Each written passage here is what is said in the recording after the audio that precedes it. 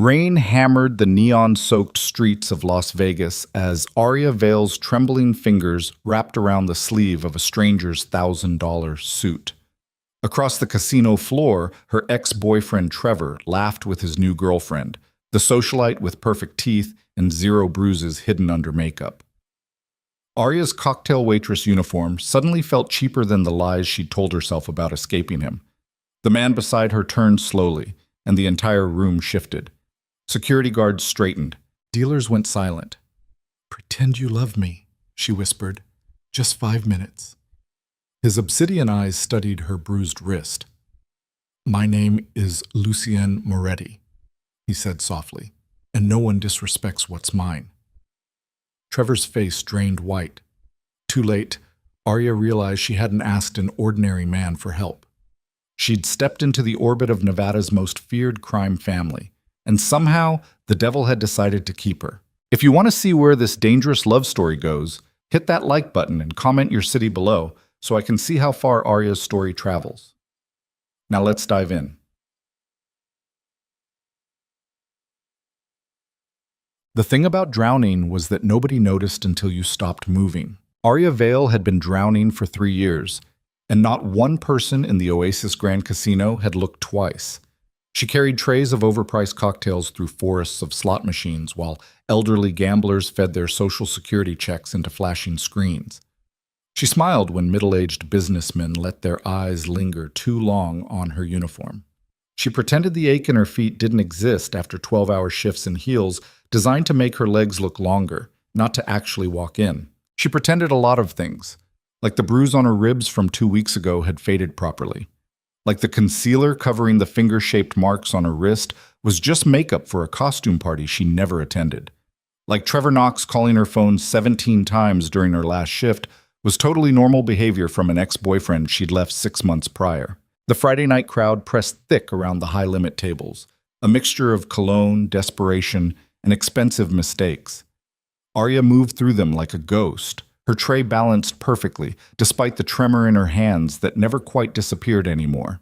She saw Trevor the moment he walked through the brass-trimmed entrance. Her body recognized the threat before her brain processed it. Heart rate spiking, breath catching, the tray wobbling just slightly before training kicked in and she steadied it. He wasn't alone. The woman beside him wore a dress that cost more than Aria's rent. Blonde hair swept into an elegant updo, diamonds glittering at her throat. The kind of woman who'd never served drinks for tips, never hidden bruises under long sleeves in summer, never locked herself in a bathroom while someone she loved punched holes in the door. Trevor's arm draped possessively around the blonde's waist as he guided her toward the roulette tables. His other hand gestured broadly while he talked, drawing attention, commanding space. He'd always been good at that, making himself the center of every room, the loudest voice, the most important person present. Aria's feet stopped moving. 3 years of cocktail service vanished as every instinct screamed at her to run. But running meant crossing his line of sight. Running meant he'd see her in this stupid uniform with its stupid ruffles, serving drinks while he paraded his upgrade through the casino like a victory lap. "You planning to grow roots, sweetheart?" The voice came from her left. A pit boss named Marcus, who'd worked the Oasis for 15 years and had probably seen every flavor of human disaster the gambling industry could produce. "I'm fine," Aria lied. Marcus's expression said he didn't believe her, but casino employees learned early not to ask questions that might require action. He nodded toward the high-limit area. "VIP section needs a cocktail server. Interested?" The VIP section meant better tips. It also meant the farthest point from Trevor's current position. "Yeah," Aria said. "I'm interested." She delivered her current tray to the bar and grabbed a fresh one, her hands moving through the familiar motions while her mind raced. Trevor hadn't seen her yet. If she stayed in the VIP section, if she kept her head down, if she just made it through the next 4 hours of her shift. His laugh cut through the casino noise like broken glass. Aria's entire body flinched. She hated that she still reacted to the sound of his voice. Hated that 6 months of distance hadn't rewired the fear response he'd spent 3 years programming into her nervous system. She turned toward the VIP section, focusing on the thick carpet under her feet, the weight of the tray. Anything except the man who'd once told her he'd kill her if she ever really left him. The VIP area occupied the northwest corner of the casino floor, separated from the main gaming space by frosted glass panels and the kind of subtle wealth that didn't need to announce itself. The carpet here was thicker, the lighting softer. The minimum bets started where most people's mortgage payments ended. A handful of players occupied the private tables, business executives unwinding after convention meetings. A couple celebrating an anniversary with champagne and terrible betting strategies. And at the center table, alone except for the dealer, sat a man who made everyone else in the section look like they were playing pretend. Arya had worked enough VIP shifts to recognize real power. This man radiated it like heat. He was tall. She could tell even with him seated, with dark hair styled with just enough attention to look effortless. His suit was charcoal gray, perfectly tailored, the kind of expensive that didn't need designer labels to prove its worth. Strong jaw, sharp cheekbones, the kind of face that belonged on magazine covers or movie screens, except for the coldness in his eyes that suggested he'd be more comfortable ending lives than posing for cameras. He played roulette with the focused calm of a man who'd stopped caring about money a long time ago. Arya approached the table carefully, her customer service smile fixed in place. "Can I get you anything, sir?" He didn't look up from the spinning wheel. "McAllen, neat." His voice was low, controlled, with an edge that suggested every word was measured before being released, the kind of voice that didn't repeat itself. "Right away," Arya said. She turned toward the bar, and that's when she saw Trevor moving through the main casino floor in her direction. Not coincidence. He'd spotted her. The blonde girlfriend hung on his arm, oblivious to the predatory focus that had locked onto his face. Trevor's smile was the same one he'd worn right before the first time he hit her. Friendly, casual, completely at odds with the violence brewing underneath. Arya's breathing went shallow. The tray trembled in her hands. She had maybe 90 seconds before he reached the VIP section. Maybe 2 minutes before he said something loud enough to humiliate her in front of the high-limit players. Maybe 3 before he grabbed her arm hard enough to bruise and dragged her outside for a conversation that would end with her apologizing for making him angry. The man at the roulette table placed another stack of chips on black, still not looking at her. Arya made a decision. It was stupid, reckless, the kind of choice that came from 3 years of survival instincts and 0 good options. She moved around the table and slid onto the seat beside him, abandoning her tray on the nearby cocktail station. Up close, he was even more intimidating, broader shoulders, stronger hands, the kind of physical presence that came from violence comfortably integrated into a daily life. "I need you to do something for me," Arya said quietly. Finally, he looked at her. His eyes were obsidian, dark, unreadable, ancient, the kind of eyes that had seen things that would break most people and had simply absorbed them without flinching. "You're supposed to be bringing me scotch," he said. "I will, right after you pretend to be my boyfriend for 5 minutes. His expression didn't change. "Excuse me?" Trevor was 45 seconds away now, cutting through the gaming floor with purposeful strides. "There's a man coming over here who won't leave me alone," Arya said, hating how her voice cracked. "If he thinks I'm with someone, he'll back off. Please. Just 5 minutes." The stranger's gaze moved past her shoulder, tracking Trevor's approach with the casual precision of someone trained to identify threats. Something shifted in his expression, not sympathy exactly, but recognition. He saw the fear in her eyes. Worse, he understood it. "What's his name?" the stranger asked. "Trevor Knox." The obsidian eyes returned to her face. "And yours?" "Arya Vale." Trevor reached the VIP section boundary. 30 seconds. The stranger stood slowly, his height even more pronounced now that he'd unfolded from the chair. He was easily 6'2", maybe 6'3", with the kind of build that suggested expensive gym memberships and the discipline to actually use them. He stepped closer to Arya, his hand sliding to her waist with a possessiveness that felt terrifyingly real. "My name is Lucien Moretti," he said softly, his breath warm against her ear. "And if we're doing this, we do it right." The name registered somewhere in Arya's memory, something she'd heard whispered between dealers during slow shifts, mentioned in nervous tones by pit bosses, referenced in local news stories that never quite said what everyone suspected. But she didn't have time to process it, because Trevor was already pushing past the frosted glass partition, the blonde girlfriend trailing behind him with growing confusion. Arya! Trevor's voice boomed across the VIP section. The hell you doing over here? Lucian's arm tightened around her waist. Not painfully, but with absolute certainty. A claim being staked. Trevor stopped 3 feet from their table, his expression cycling rapidly between surprise and anger. I'm talking to you. She heard you, Lucian said quietly. Everyone in the casino heard you. It was the first time Arya had heard anyone speak to Trevor like that.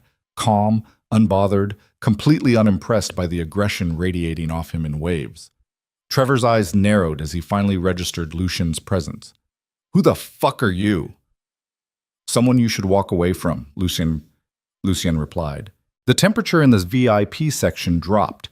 Arya felt it in the way the dealer stopped shuffling chips, in the way the other players' conversations died mid-sentence, in the way casino security, 3 men in dark suits stationed near the entrance, suddenly went rigid. Trevor laughed, but it sounded forced. Arya, you really scraping bottom now? This is your new sugar daddy? Leave, Arya said. We're not together anymore. You don't get to talk to me. I'll talk to you however I want, Trevor snapped. He reached for her arm. You're coming outside so we can... Lucien caught Trevor's wrist mid-grab. It happened so fast that Arya barely registered the movement. One moment Trevor was reaching for her, the next Lucian had intercepted him with the kind of speed that suggested extensive training in hurting people efficiently. Touch her, Lucian said softly, and you'll be leaving this casino in an ambulance. Trevor's face flushed red. You threatening me? Explaining consequences. The 3 security guards were moving now, crossing the VIP section with purpose. But they weren't coming to break up the confrontation. They were positioning themselves behind Lucian. Trevor's girlfriend tugged at his sleeve. Baby, let's just go. This is embarrassing. Shut up, Melissa, Trevor snarled, still locked in Lucian's grip. His eyes found Arya's face. You think you upgraded? You think this asshole's any different than me? He hasn't hit me yet, Arya said quietly. So yeah, already an improvement. Trevor's expression twisted into something ugly. You lying bitch, I never...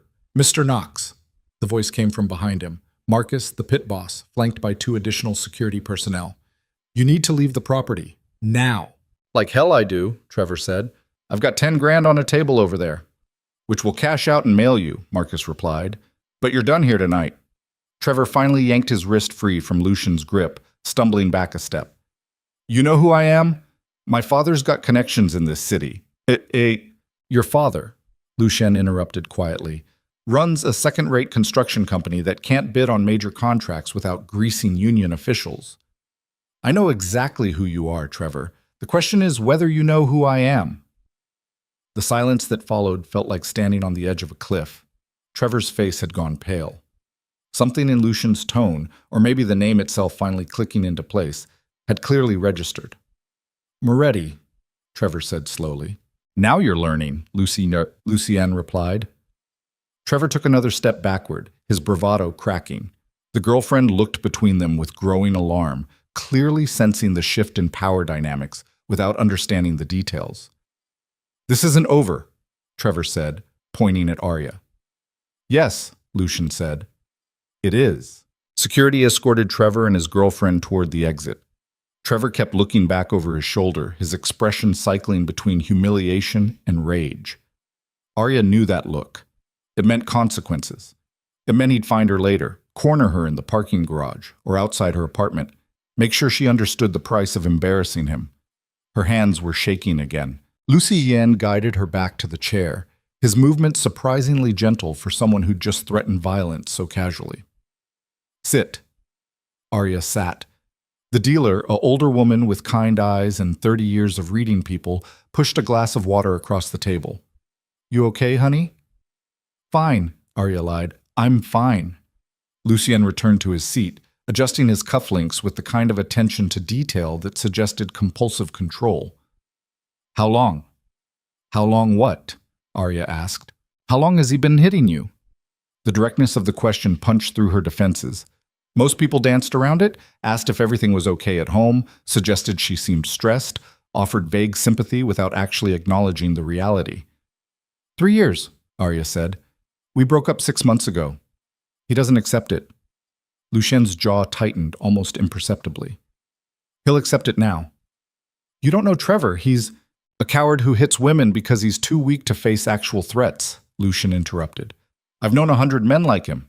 They're loud until someone punches back. The dealer dealt another round, though neither of them placed bets. The casino sounds filtered back gradually, slot machines chiming, conversations resuming, normalcy reasserting itself over the violence that had almost erupted. Arya's shift supervisor appeared at the VIP section entrance, her expression caught between concern and irritation. Arya, you're supposed to be working. She is working, Lucian said without looking up. She's serving my table exclusively for the rest of the night. I'll compensate appropriately. The supervisor's eyes went wide. Of course, Mr. Moretti. Whatever you need. She disappeared before Arya could protest. You didn't have to do that, Arya said. No, Lucian agreed, but I don't like people being bothered while they're serving me scotch that I still haven't received. Despite everything, Arya almost smiled. I'll get it right now. She retrieved the Macallan from the bar, her legs still unsteady but functional. When she returned, Lucian had placed a significant stack of chips on red. He accepted the scotch, took a measured sip, and nodded approval. Sit. I'm supposed to be working. You are. Sit. Arya sat. The wheel spun. The ball clattered. Red. Lucian's chips doubled. He pushed half the winnings toward her. For your trouble. Arya stared at the chips. $5,000. More than she made in 2 months of shifts. I can't accept this. Why not? Because I don't know what it means. What you want from me. Lucian studied her with those unreadable obsidian eyes. Smart. Most people just take the money and figure out the cost later. I've already learned that lesson, Arya said. From Trevor. Among others. Lucian took another sip of scotch, his expression thoughtful. I'm hosting a family gathering next weekend. It requires me to bring a date. Someone presentable, someone who can navigate a room full of dangerous people without falling apart. Arya's stomach dropped. You want me to pretend to be your girlfriend? For one evening, in exchange for compensation, protection, and Trevor Knox never bothering you again. What kind of protection? The permanent kind. The way he said it, casual, certain, sent ice down Arya's spine. You mean you'd kill him? No, Lucian said. I mean he'd understand with absolute clarity that touching you again would result in consequences he couldn't survive. There's a difference. Arya's hands wrapped around the water glass the dealer had given her, needing something to anchor herself. Why me? You could hire a professional, an escort who actually knows how to do this, because you have something they don't. What? Authenticity, Lucian said. You're genuinely afraid, genuinely hurt, genuinely trying to survive. That kind of truth is impossible to fake convincingly. So you want to use my trauma as a prop for your family dinner, Arya said flatly.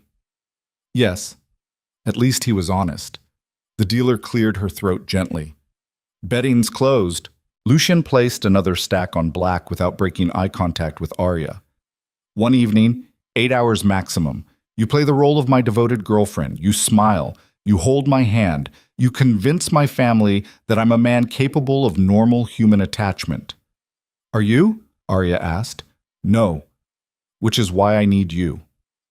The wheel spun again. Black this time. More chips pushed in Lucian's direction. What happens if I say no? Arya asked. Nothing. You finish your shift. Trevor continues being a problem until eventually he does something that lands him in prison or gets him killed by someone less patient than me. You keep working here, keep hiding bruises, keep pretending you're fine when you're clearly drowning. Arya flinched at the accuracy of the assessment.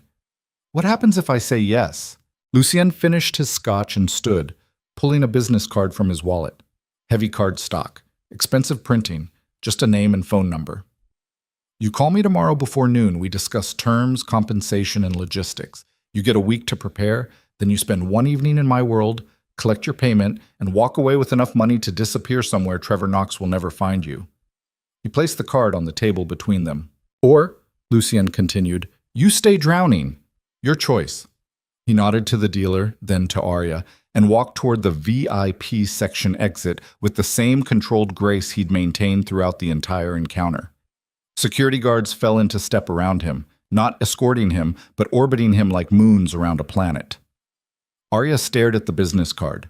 Behind her, the casino continued its endless cycle of wins and losses, hope and desperation, people making terrible decisions and calling it luck. Her shift ended at 2 in the morning. She avoided the parking garage, too isolated, too many shadows where Trevor might be waiting, and called a rideshare instead. The driver tried making conversation, but Arya's one-word answers eventually discouraged him. Her apartment was a studio in a converted motel off the strip, the kind of place where neighbors minded their business because everyone had something to hide. She locked the door, wedged a chair under the handle, and checked the window latches twice. Standard routine. The business card sat on her kitchen counter like a grenade. Lucien Moretti. She pulled out her phone and typed the name into Google. The first result was a news article from 6 months ago about a federal investigation into organized crime in Nevada. The Moretti family featured prominently: old money, new suspicions, connections to everything from construction to casinos to less legal enterprises that the article danced around without explicitly naming. There were photos. Lucien in a courtroom, expression board flanked by expensive lawyers. Lucien leaving a restaurant, security detail visible in the background. Lucien at a charity gala, looking like he'd rather be literally anywhere else. In every image, he radiated the same controlled power she'd seen at the roulette table. The same danger. Arya's phone buzzed. Unknown number. She almost didn't answer. Hello? Arya Vale. A woman's voice, professional, crisp. Who's asking? My name is Sophia Chen. I work for Lucien Moretti. He wanted me to provide some additional information regarding his proposal. Arya's heart rate spiked. How did you get this number? Mr. Moretti has access to the casino's employee database. Is now a convenient time to talk? Nothing about this was convenient. I guess. Excellent. The family gathering Mr. Moretti mentioned is scheduled for next Saturday evening at the Moretti estate, approximately 40 miles outside Las Vegas. Attendance is expected to include immediate family, business associates, and select members of the organization's inner circle. Your role would be to pose as Mr. Moretti's romantic partner for the duration of the event. What kind of organization? Arya asked, though she already knew the answer. A pause. One that values discretion and loyalty. A crime family. Mr. Moretti's family has diverse business interests, Sophia replied carefully, some more traditional than others. Arya laughed, the sound bitter even to her own ears. So I'd be fake dating a mobster. Mr. Moretti prefers businessman with complicated legacy, but yes, essentially. What's the compensation? $50,000, half deposited upon agreement, half after successful completion of the evening. Additionally, Mr. Moretti will ensure Trevor Knox is strongly discouraged from further contact. This includes legal pressure, financial incentives for distance, and if necessary, more direct intervention. $50,000. Arya could disappear on $50,000. New city, new name, new life, where Trevor's number wasn't saved in her phone under Do Not Answer. What's the catch? Arya asked. I'm sorry? Nobody gives $50,000 for 8 hours of pretending. What's the real cost? Another pause. Mr. Moretti requires absolute discretion. You would sign an NDA covering everything you observe at the gathering. You would be trained in basic social protocols to ensure believable performance. And you would understand that entering Mr. Moretti's world, even temporarily, carries inherent risks. What kind of risks? The kind that come from proximity to power, Sophia said. Mr. Moretti's enemies are numerous and creative. His family is suspicious of outsiders. The FBI maintains active surveillance on Moretti properties and associates. Simply attending this gathering will put you on their radar. Arya thought about Trevor's face when he'd heard Lucien's name. The genuine fear that had cracked through his usual bravado. She thought about 3 years of walking on eggshells, apologizing for his anger, hiding bruises, lying to concerned friends until they stopped asking. She thought about the bruise on her ribs that still ached when she breathed too deep. I'll call tomorrow before noon, Arya said. Excellent. I look forward to hearing from you, Ms. Vale. The line went dead. Arya set her phone down and stared at the business card again. One evening, 8 hours, $50,000 and freedom from Trevor Knox. She picked up the card and held it over the kitchen trash can. One evening with a dangerous stranger versus a lifetime of looking over her shoulder. The card hovered. Then Arya pulled her hand back and tucked the card into her wallet instead. She didn't sleep that night, just lay in bed watching shadows move across the ceiling, listening to her neighbors argue through thin walls, wondering if she'd just made the best decision of her life or signed her own death warrant. At 11:45 the next morning, Arya called the number on the card. Lucienne answered on the second ring. "I'm in," Arya said, "but I have conditions." "I'm listening. No one touches me without permission. No surprises. And if at any point I want to leave, I leave. No questions." "Agreed." "And I want 75,000. A pause. Then a low chuckle that sounded like approval. 75 it is. Sophia will handle the contracts and logistics. You start training Monday." "Training for what?" "For surviving an evening with my family," Lucian said. "Trust me, you'll need it." He hung up before Arya could respond. 3 days later, a black car arrived at her apartment building at precisely 9 in the morning. The driver, a silent man built like a linebacker, handed her a garment bag and a note written in sharp, masculine handwriting. "Wear this. Leave your phone. The training begins now. LM." Inside the garment bag was a dress worth more than her car. Charcoal gray silk with clean lines and elegant simplicity. Designer shoes that actually fit. Subtle jewelry that probably cost more than her annual salary. Arya changed in her bathroom, staring at her reflection. The woman looking back didn't look like a cocktail waitress anymore. She looked like someone who belonged in Lucienne Moretti's world. The car drove her deep into the Nevada desert, past gated communities and golf courses, until they reached a compound that looked like it had been designed to repel small armies. High walls, security cameras, guards with earpieces and poorly concealed weapons.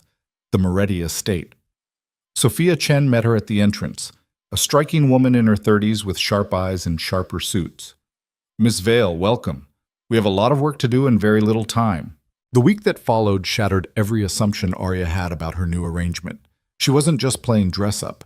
She was being transformed. Stylists taught her how to move in expensive clothes, how to wear jewelry like she'd been born to it, how to make cheap makeup look intentional instead of desperate.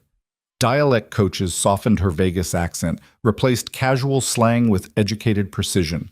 Etiquette instructors drilled her on which fork to use, how to hold wine glasses, the art of making small talk with people who could have you killed without raising their voices. Lucienne appeared periodically, observing from a distance, occasionally correcting something.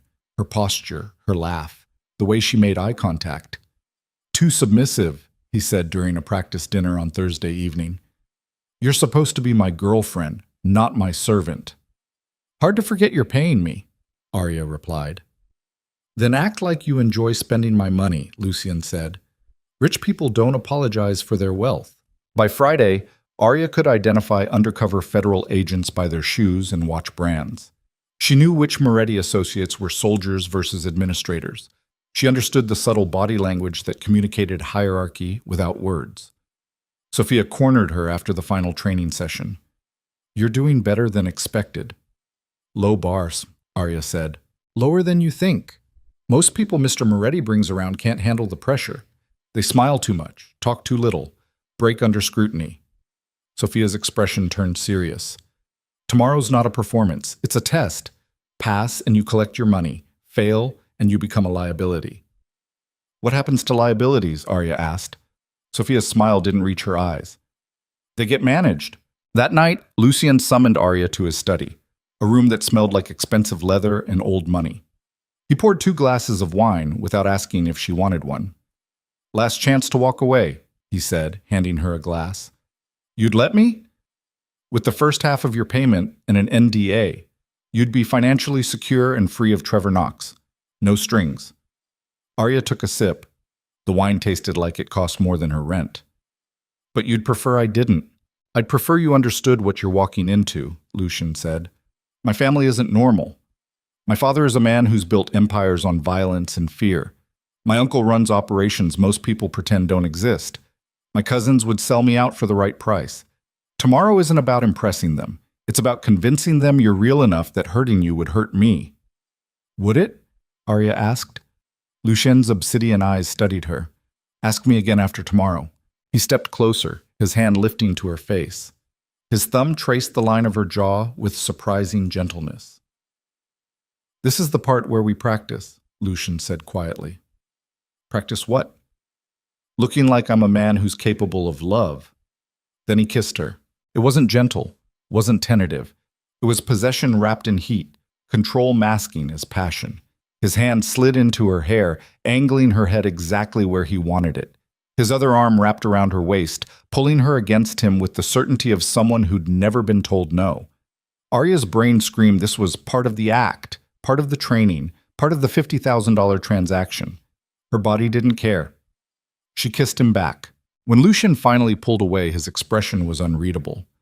"Tomorrow, we do this in front of 50 people who will analyze every breath, every touch, every micro-expression. If you can't sell it, they'll know." "I can sell it," Arya whispered. "Good." He stepped back, the distance between them suddenly feeling like miles. "The car will pick you up at 4. Wear the red dress Sophia selected. And Arya? Yeah? Don't trust anyone tomorrow, including me." He walked out, leaving her alone in the study with half a glass of expensive wine and the taste of him still on her lips. Arya touched her mouth, her heart racing. Tomorrow, she would walk into a gathering of criminals, mobsters, and people who'd built fortunes on other people's suffering. Tomorrow, she would pretend to love a man who'd just kissed her like he meant it, while simultaneously warning her not to trust him. Tomorrow, she would either collect $75,000 and disappear, or she'd discover that some deals cost more than money could measure. The red dress fit like a threat. Arya stood in front of her bathroom mirror at 3:30 Saturday afternoon, staring at a woman she barely recognized. The fabric hugged every curve with designer precision, not cheap sexy like her cocktail uniform, but expensive dangerous. The kind of dress that cost more than most people's cars and announced without words that the woman wearing it belonged to someone powerful. Her hands trembled as she fastened the diamond bracelet Sophia had delivered that morning along with a note. "Wear everything. Touch nothing else. SC." The earrings came next, then the necklace that sat heavy and cold against her collarbone like a beautiful noose. Arya's phone buzzed. Not her real phone. That one sat powered off in a drawer per Lucian's instructions. This was a burner Sophia had provided, programmed with exactly 3 contacts: Lucien, Sophia, and the driver. "Car arrives in 15 minutes. Eat something. You won't get another chance until after midnight. SC." Arya's stomach was too twisted to handle food, but she forced down half a protein bar anyway. Training had taught her that fainting during a Mafia dinner party was bad form. Mafia. The word still felt surreal. A week ago, she'd been serving cocktails and hiding from her abusive ex-boyfriend. Now she was about to walk into a gathering of Nevada's most feared crime family, pretending to be the girlfriend of their heir apparent. For $75,000, Arya touched the bracelet again, feeling the weight of the diamonds against her wrist. The first payment, $37,500, had appeared in a new bank account Sophia had set up 3 days ago. Real money, clean money, the kind of financial security Arya had never experienced. All she had to do was survive one evening. The black car arrived exactly on time, same driver as before, built like a wall, spoke like a monk. He held the door without meeting her eyes. The drive took 40 minutes, cutting through the desert as the sun bled red across the horizon. Arya watched the landscape transform from city to emptiness, the distance between her and civilization growing with each mile. No neighbors to hear screaming out here, no witnesses, no evidence. The Moretti estate rose from the desert like a fortress designed by someone who understood that beauty and violence weren't mutually exclusive. High stone walls surrounded the property, topped with security systems that probably cost more than Arya's entire apartment building. The main house was Spanish colonial architecture mixed with modern security features. Cameras hidden in decorative ironwork, reinforced windows that looked antique but could probably withstand small arms fire. Armed guards flanked the entrance. Arya's breathing went shallow. The driver noticed. "Mr. Moretti is waiting inside. You walk through the front door, you're under his protection. Nobody touches you without his permission." "And if I don't walk through the front door?" Arya asked. "Then I drive you home and you never speak about this place again." The ultimatum was clear. In or out. Safety or freedom? $75,000 or a life spent looking over her shoulder? Arya opened the car door herself. The heat hit her immediately, dry desert air still radiating warmth even as the sun descended. Her heels clicked against stone pavers as she approached the entrance, each step feeling like walking toward a cliff edge. The front door opened before she reached it. Lucien stood in the doorway wearing a black suit that looked like it had been designed specifically to make him more intimidating. His dark hair was styled with casual precision. His obsidian eyes tracked her approach with the focus of a predator evaluating prey. But when Arya got close enough, she saw something else in his expression. Approval. "You look perfect," Lucien said quietly. "I look terrified," Arya replied. "Same thing in my world." He extended his hand. "Last chance to run." Arya placed her hand in his. "You keep saying that." "Because I mean it." His fingers closed around hers, warm, strong, certain. He pulled her inside and the door shut behind them with the finality of a cell locking. The interior of the Moretti estate was exactly what Arya had expected. Old money, new threats, and enough marble to build a museum. Crystal chandeliers hung from vaulted ceilings. Original artwork lined the walls, pieces that belonged in galleries, not private homes. Every surface gleamed with the kind of cleanliness that required full-time staff. Voices filtered from somewhere deeper in the house. Laughter, conversation, the sounds of people comfortable with power. Lucien kept hold of her hand as he guided her through the entrance hall. "Ground rules. You stay within 10 feet of me at all times. You don't accept drinks from anyone except Sophia or me. You don't go anywhere alone. If someone asks you a question you can't answer, you smile and deflect. Understood?" "What kind of questions?" Arya asked. "The kind designed to expose you as a fraud." They rounded a corner and entered a living room that could have housed Arya's entire apartment 3 times over. Floor-to-ceiling windows overlooked manicured gardens lit by strategically placed lighting. A full bar occupied one wall, staffed by a bartender who looked like he'd been hired for his ability to keep secrets rather than mix drinks. And everywhere, were Morettis. Arya recognized some faces from the research she'd done. Vittorio Moretti, the patriarch, held court near the fireplace. Late 60s, silver hair, the kind of face that had probably been handsome before violence, and time carved it into something harder. He wore a suit that cost more than most cars, and an expression that suggested he'd forgotten how to smile genuinely decades ago. Beside him stood a woman Arya assumed was Lucien's mother, elegant, cold, watching the room with eyes that missed nothing. Her jewelry alone could have funded a small country's GDP. Other family members clustered in groups, cousins, uncles, associates, all dressed expensively, all watching as Lucien entered with Arya on his arm. The conversations didn't stop, but they changed, quieter, more focused. Curiosity mixed with calculation. Sophia materialized beside them like a well-dressed ghost. "Vittorio wants to meet her before dinner." "Of course he does," Lucien muttered. His hand tightened around Arya's. "Remember what I taught you." They crossed the room toward the fireplace. Every step felt like walking through a minefield. Arya kept her spine straight, her expression pleasant but not eager. Her hand relaxed in Lucien's despite the adrenaline screaming through her system. Vittorio Moretti studied her approach with the focused attention of a jeweler examining a potentially fake diamond. Lucien stopped 3 feet from his father. "Papa, this is Arya Vale." Vittorio's eyes, the same obsidian shade as his son's, but colder, emptier, moved over Arya in a slow assessment that made her skin crawl. "Ms. Vale, my son speaks very highly of you." "Does he?" Arya kept her voice warm, curious. "He barely speaks at all most of the time." Several people nearby laughed. Vittorio's expression didn't change. "You work at the Oasis Grand," Vittorio said. It wasn't a question. "I did. I'm transitioning into event planning."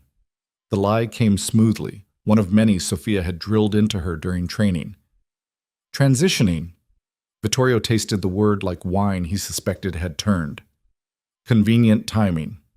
"Meeting Lucien was convenient timing," Arya replied. "The rest has been considerably more complicated." Another ripple of laughter, this time tinged with genuine amusement. Vittorio's mouth almost curved into something resembling a smile. "You have spine. Good. My son needs someone who won't break easily." He shifted his attention to Lucian. We need to discuss the Henderson acquisition before dinner. Later, Lucian said. Now. The single word carried absolute authority. Arya felt Lucian's entire body tense beside her. Sophia will keep Arya company, Vittorio continued, already turning away. 10 minutes. It wasn't a request. Lucian leaned close to Arya's ear, his breath warm against her skin. Stay with Sophia. Don't answer questions about me. I'll be back. Then he released her hand and followed his father toward a side door, leaving Arya standing in a room full of criminals with only Sophia as backup. Well, Sophia said quietly, you survived the first test. How many more are there? Arya asked. 12, if you're lucky, 20 if they don't like you. Sophia guided her toward the bar. Mineral water with lime. Trust me. The bartender prepared the drink without being asked, which meant Lucian had already given instructions. Arya accepted the glass, grateful to have something to do with her hands. A woman approached from the left, late 20s, beautiful in a sharp-edged way, wearing a dress that cost more than Arya's car. So you're the cocktail waitress. Sophia stiffened almost imperceptibly. Arya took a sip of her mineral water, buying time. Training had covered this scenario. Deflect. Don't engage. Maintain pleasant distance. I'm Arya, she said, extending her free hand. And you are? Isabella Moretti, Lucien's cousin. She accepted the handshake with the enthusiasm of someone touching garbage. How long have you two been together? 4 months, Arya replied. The timeline Sophia had constructed. Though it feels longer. I'm sure it does. Isabella's smile didn't reach her eyes. Lucien doesn't usually bring outsiders to family gatherings. You must be special. The word special carried implications that had nothing to do with compliments. Or I'm just stubborn enough to tolerate him, Arya said lightly. A man Arya recognized from her research joined them. Marco Moretti, Vittorio's younger brother, responsible for the family's alternative revenue streams, according to the FBI files she'd read. He was shorter than Lucien, but broader, with the build of someone who'd done his own violence before delegating it to others. The cocktail waitress has humor, Marco said. Refreshing. Most women Lucien dates are too terrified to speak. Most women Lucien dates don't last 4 months, Isabella added. Arya felt the trap closing. They were testing her, looking for cracks in the story, weaknesses in the performance. Sophia intervened smoothly. Arya, I need to show you something in the garden before dinner. Actually, Marco said, his tone friendly but his eyes cold, I'd love to hear more about how you and Lucien met. He's been remarkably secretive about the details. Because there were no details. Because the entire relationship was a performance constructed in a week. Arya's mind raced through the cover story. Casino. Roulette table. Organic meeting designed to sound romantic, but vague enough to avoid specific verification. It's embarrassing, Arya said, letting genuine discomfort color her voice. I was having a terrible night. He was kind. One thing led to another. Kind, Marco laughed. That's a word I've never associated with my nephew. Maybe you don't know him as well as you think, Arya replied. The temperature in the conversation dropped several degrees. Isabella's smile sharpened. And maybe you don't know him at all. Before Arya could respond, Lucien's voice cut through the tension like a knife. Talking about me? He'd returned from his father's study, his expression unreadable but his body language radiating controlled aggression. He slipped an arm around Arya's waist with possessive certainty, pulling her against his side. Just getting to know your girlfriend, Marco said. She's interesting. She's mine, Lucien replied, which means she's off limits for your interrogations. Marco's expression hardened. Everything in this family is subject to questioning. You know that. She's not in this family. Yet, Isabella said sweetly, unless this is another one of your temporary arrangements. Lucien's arm tightened around Arya. Dinner's starting. Move. They did, but reluctantly, drifting toward the formal dining room with backward glances that promised the interrogation wasn't over. Once they were alone, Lucien turned Arya to face him. What did they ask you? How we met, how long we've been together, whether I'm special or just convenient. What did you tell them? The cover story, exactly like we practiced. Lucian studied her face, searching for something. You're handling this better than I expected. I've spent 3 years managing a man who'd kill me if I said the wrong thing, Arya replied. Your family's terrifying, but at least they're predictable.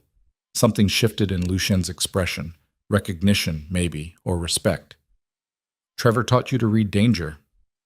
Trevor taught me to survive it. Lucian's hand lifted to her face, his thumb tracing her cheekbone with surprising gentleness. After tonight, you won't need those skills anymore. Because Trevor will be handled? Because you'll have options he can't touch. The way Lucian looked at her in that moment made Arya's breath catch. There was something in his eyes that hadn't been there during training, something that looked almost real. Then he stepped back, the distance returning, the mask sliding into place. Dinner, he said. Stay close. Don't drink the wine, and whatever you do, don't let my father corner you alone. The dining room was designed to intimidate. A table long enough to seat 30 people comfortably, set with china that probably cost more per plate than Arya made in a month. Crystal glassware caught the chandelier light like trapped starlight. The walls were lined with portraits of previous Moretti generations, all stern-faced men who looked like they'd built empires on the bones of their enemies. Arya's assigned seat was between Lucian and Sophia, strategic positioning designed to limit her exposure to hostile questioning. Vittorio sat at the head of the table, Lucian's mother to his right. The rest of the family arranged themselves according to some hierarchy Arya didn't fully understand but could feel in the weight of every glance, every positioning choice. Servers appeared with the first course, something delicate and French that Arya couldn't identify. She waited until Lucian picked up his fork before touching hers.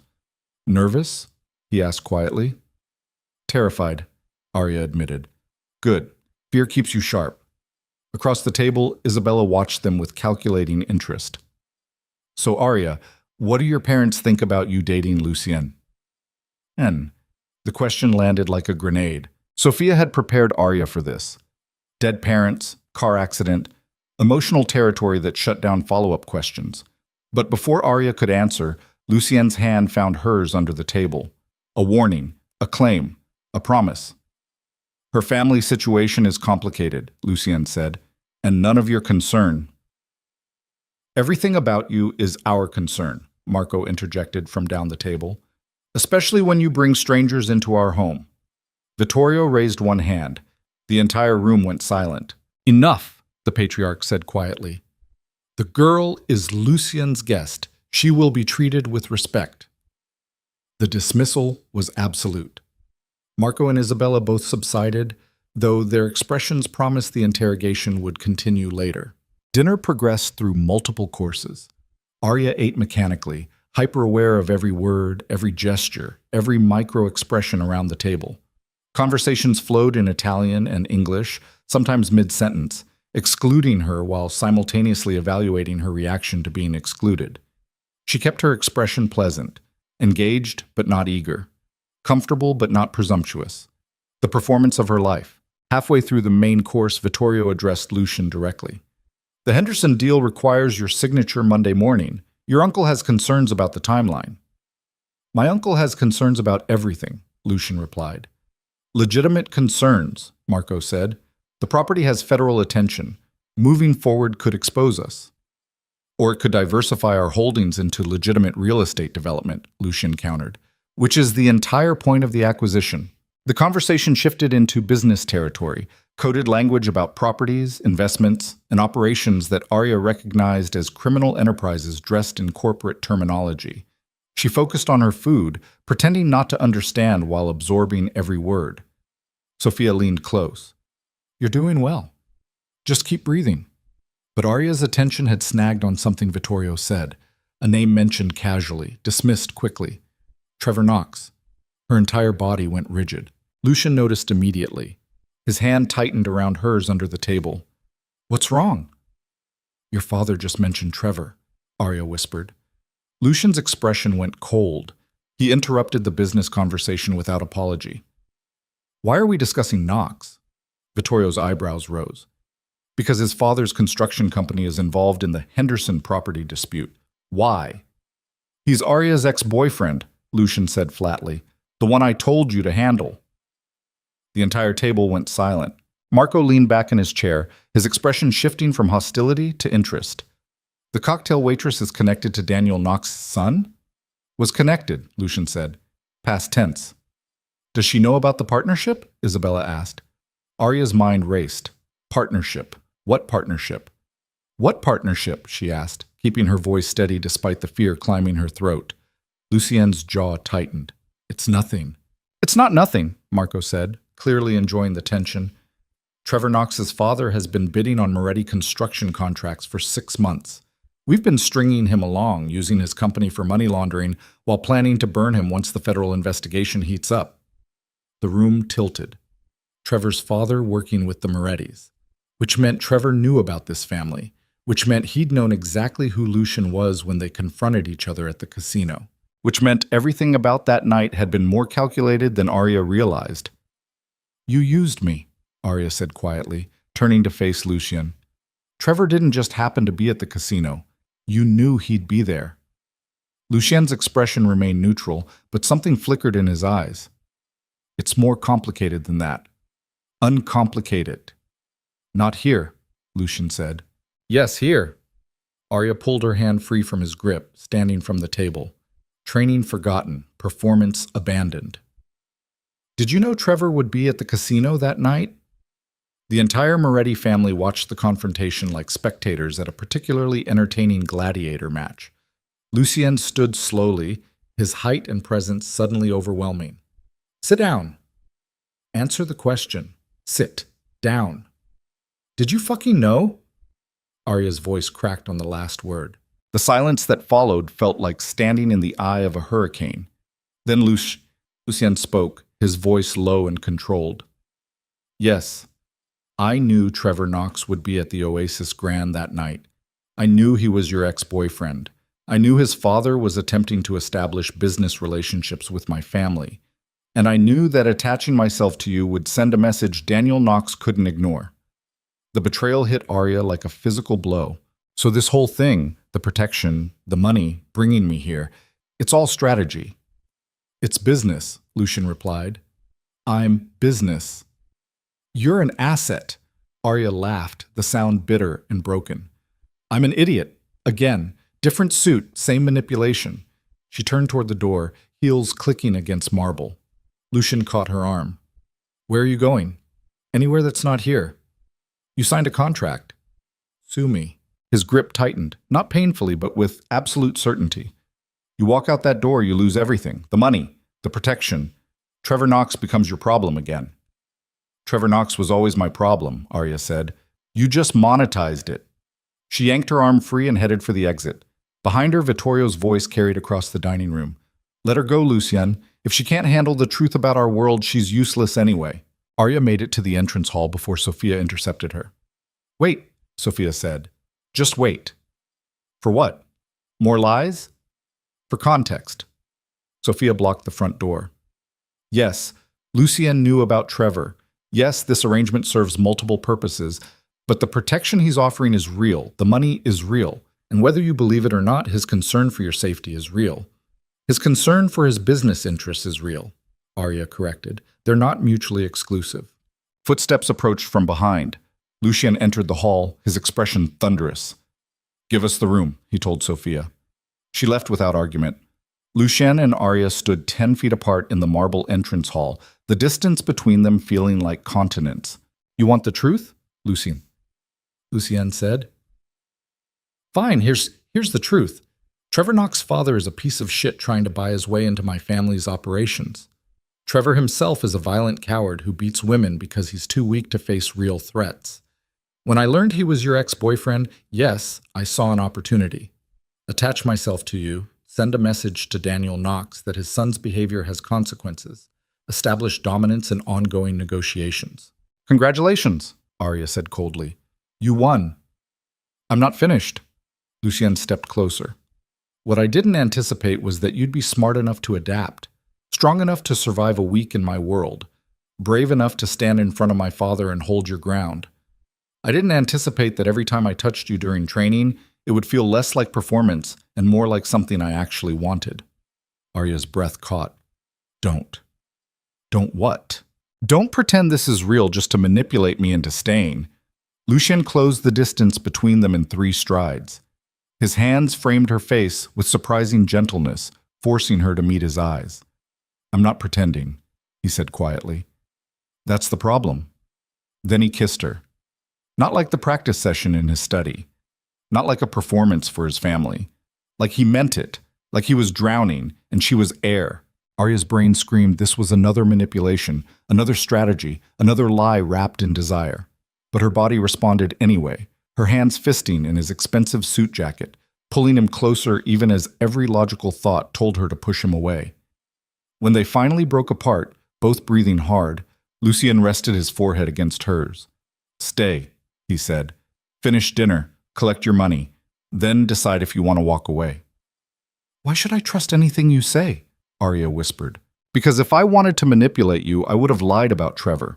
I would have let you discover the truth later after you were already invested. Instead, my cousin forced my hand and now you know the worst of it. The worst of it, Arya repeated, meaning there's more. Lucien's hands dropped from her face. There's always more in my world. The question is whether you're willing to navigate it. Before Arya could answer, the front door opened. A man she didn't recognize entered. Late 30s, expensive suit, the kind of nervous energy that suggested bad news delivered reluctantly. Mr. Moretti, he said, we have a situation. Lucien's entire demeanor shifted instantly. What kind of situation? Federal agents outside the property line. They're requesting entry to serve a warrant. The color drained from Lucien's face. For what? Racketeering charges. Against you specifically. The world tilted sideways. Sophia reappeared from wherever she'd been waiting. How many agents? 12, plus local law enforcement backup. Vittorio emerged from the dining room, the rest of the family trailing behind him. Everyone stays calm. Lucien, you say nothing without lawyers present. Marco, contact Bernstein immediately. But Arya's attention was caught by something else. A figure standing just outside the still-open front door. Trevor Knox. He stood beside the federal agents, bruised but triumphant, his smile sharp enough to cut glass. Their eyes met across the distance. Trevor raised one hand in a mocking wave. And Arya understood with horrifying clarity that she hadn't escaped anything. She'd walked directly into a trap, one that Trevor and the FBI had been building around the Morettis for months. And she was wearing $75,000 in evidence around her neck, while standing inside a criminal enterprise's headquarters. Lucien followed her gaze, saw Trevor, and went absolutely still. Arya, he said quietly, when did you last speak to Trevor? 2 weeks ago. He called my phone. I didn't answer. Did you tell him about tonight? No, I told no one. No. But even as she said it, Arya's mind raced backward through the week. Her apartment, her phone, her conversations with coworkers at the Oasis. How many opportunities had Trevor had to bug her apartment? To track her movements? To listen to every word? The lead federal agent stepped through the doorway, badge raised. Lucien Moretti, you're under arrest for racketeering, money laundering, and conspiracy to commit murder. You have the right to remain silent. Ah! Chic. Lucien's eyes never left Arya's face. Did you know? The question cut deeper than any physical wound could have. No, Arya whispered. I swear to you, I didn't know. But the doubt in his expression said he didn't believe her. And as federal agents flooded into the Moretti estate, handcuffs ready, evidence bags prepared, Arya realized the truth. It didn't matter if she was innocent.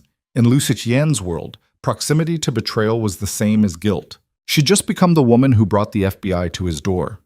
And there was no coming back from that. The handcuffs clicked around Lucien's wrists with the finality of a coffin closing. Arya stood frozen in the marble entrance hall as federal agents swarmed through the Moretti estate like an invading army. 12 agents minimum, maybe more flooding in through side entrances.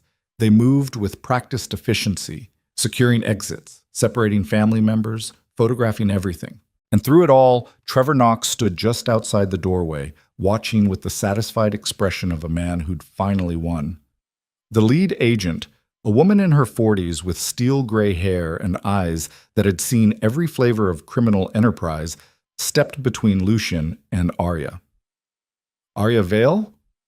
Arya's voice came out smaller than she wanted. Yes. Special Agent Caroline Brennan, FBI. I need you to come with me. She's not under arrest, Lucian said, his voice dangerously calm despite the restraints. She has nothing to do with this. Brennan's expression was professionally neutral. That's what we're going to determine. Ms. Vale, this way, please. Two agents flanked Arya, not touching her but making it clear she wasn't being given a choice. She looked back at Lucien as they guided her toward a side room. His obsidian eyes burned with something between fury and betrayal. I didn't know, Arya said again. Lucien, I swear. Save it for the federal agents, Vittorio interrupted from across the hall. The patriarch stood surrounded by his own security detail and what had to be half a dozen lawyers who'd materialized from somewhere. You've done enough damage, girl.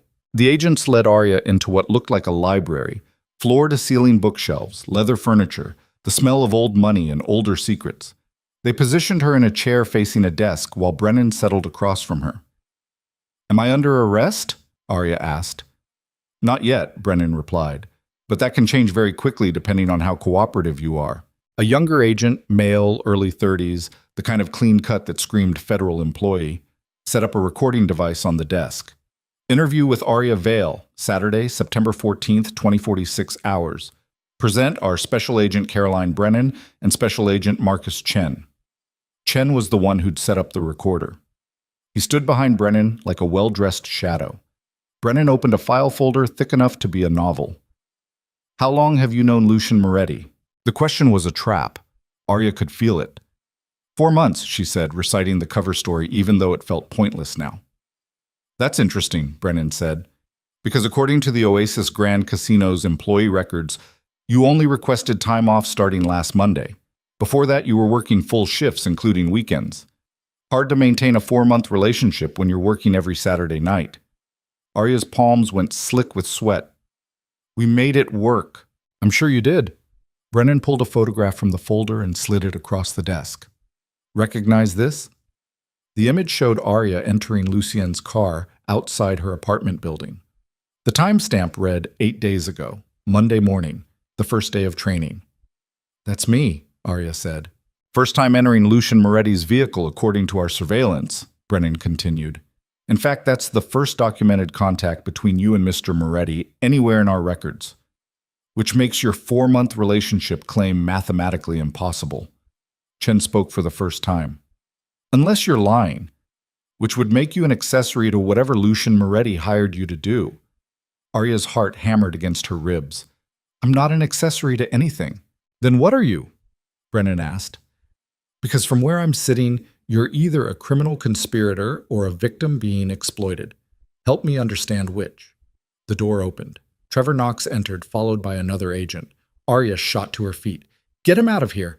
Sit down, Ms. Vale, Brennan said. He's not supposed to be in here. He's a cooperating witness, Brennan finished. Mr. Knox has been providing the FBI with information about the Moretti organization for 6 months, information that led directly to tonight's arrests. Trevor's smile was pure poison. Hey, Arya, nice dress. Fuck you, Arya spat. Brennan's expression hardened. Ms. Vale, I strongly suggest you control yourself. But Trevor was already moving closer, ignoring the agents, his attention fixed on Arya like a predator who'd finally cornered wounded prey. You actually thought you could trade up? Thought you could walk into Lucien Moretti's world and what? Become a mob wife?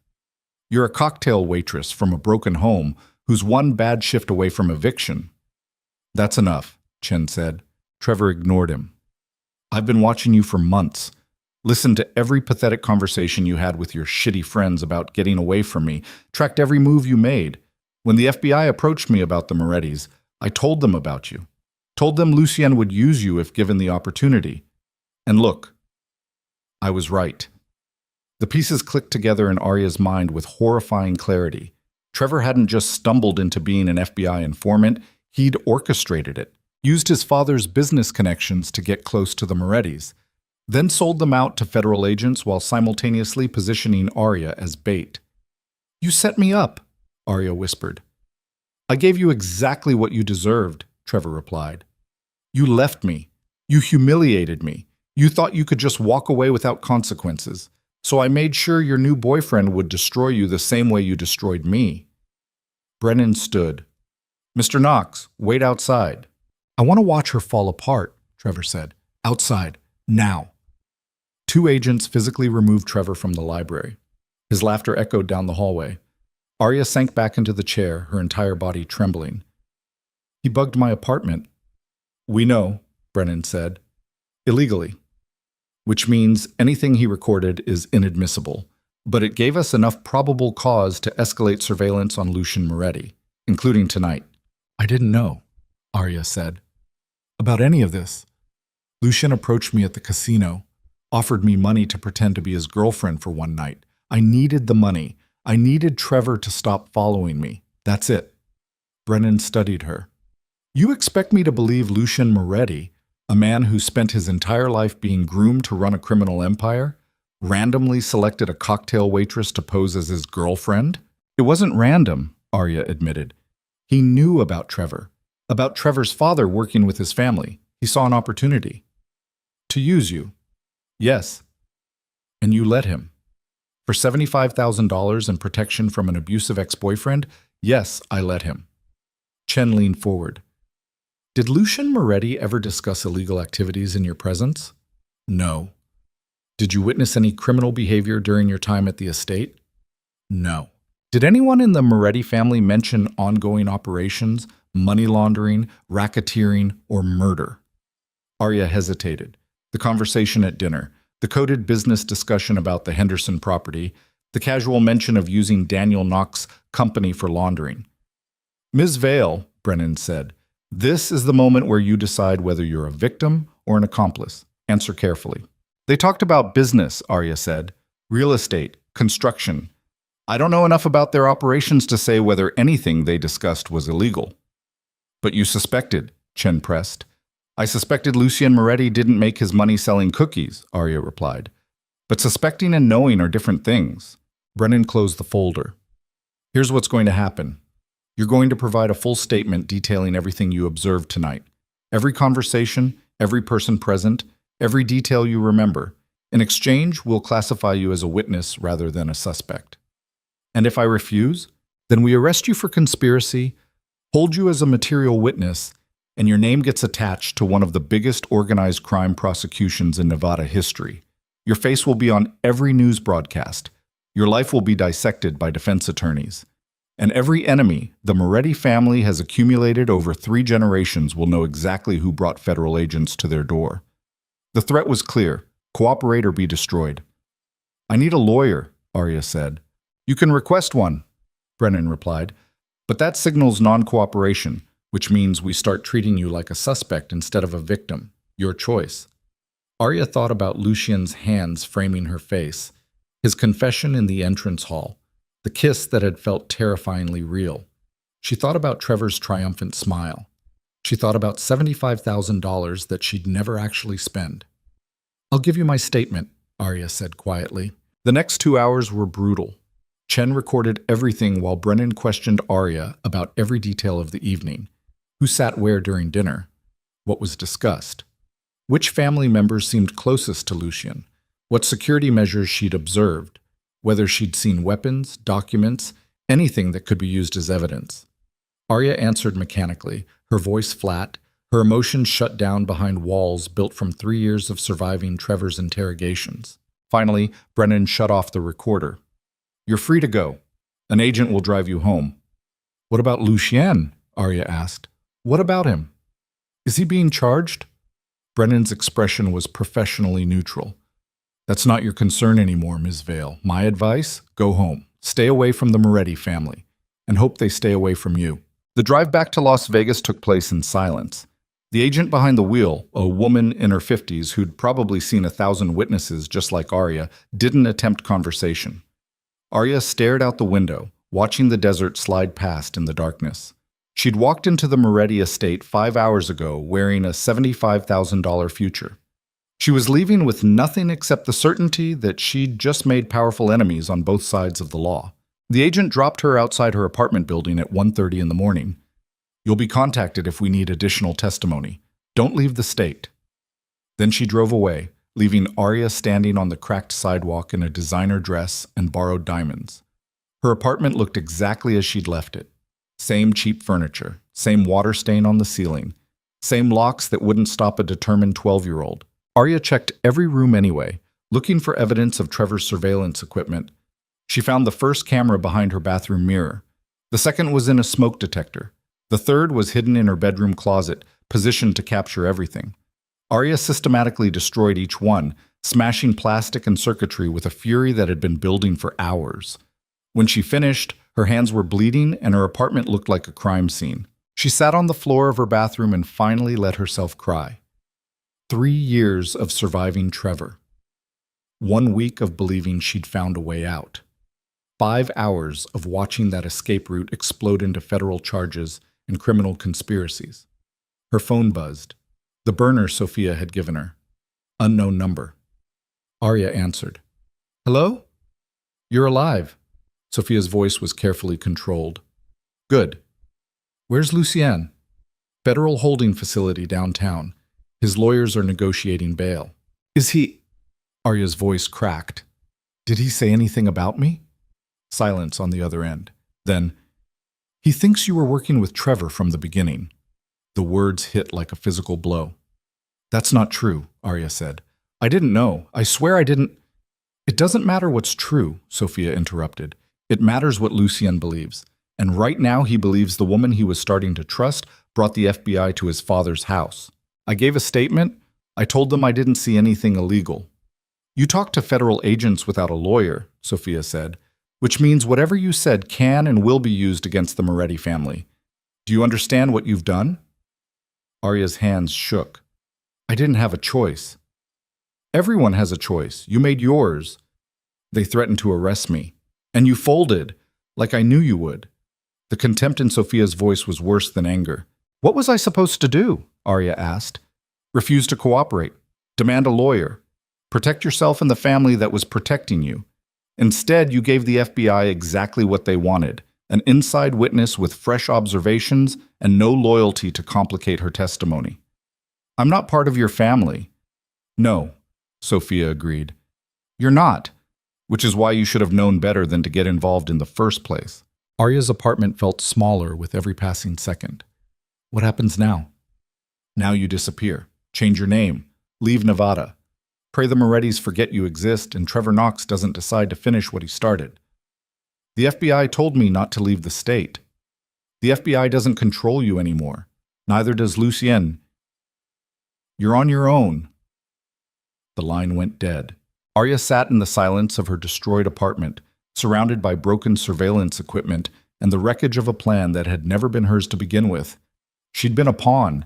Trevor's revenge, Lucian's strategy, the FBI's witness, and now, nothing.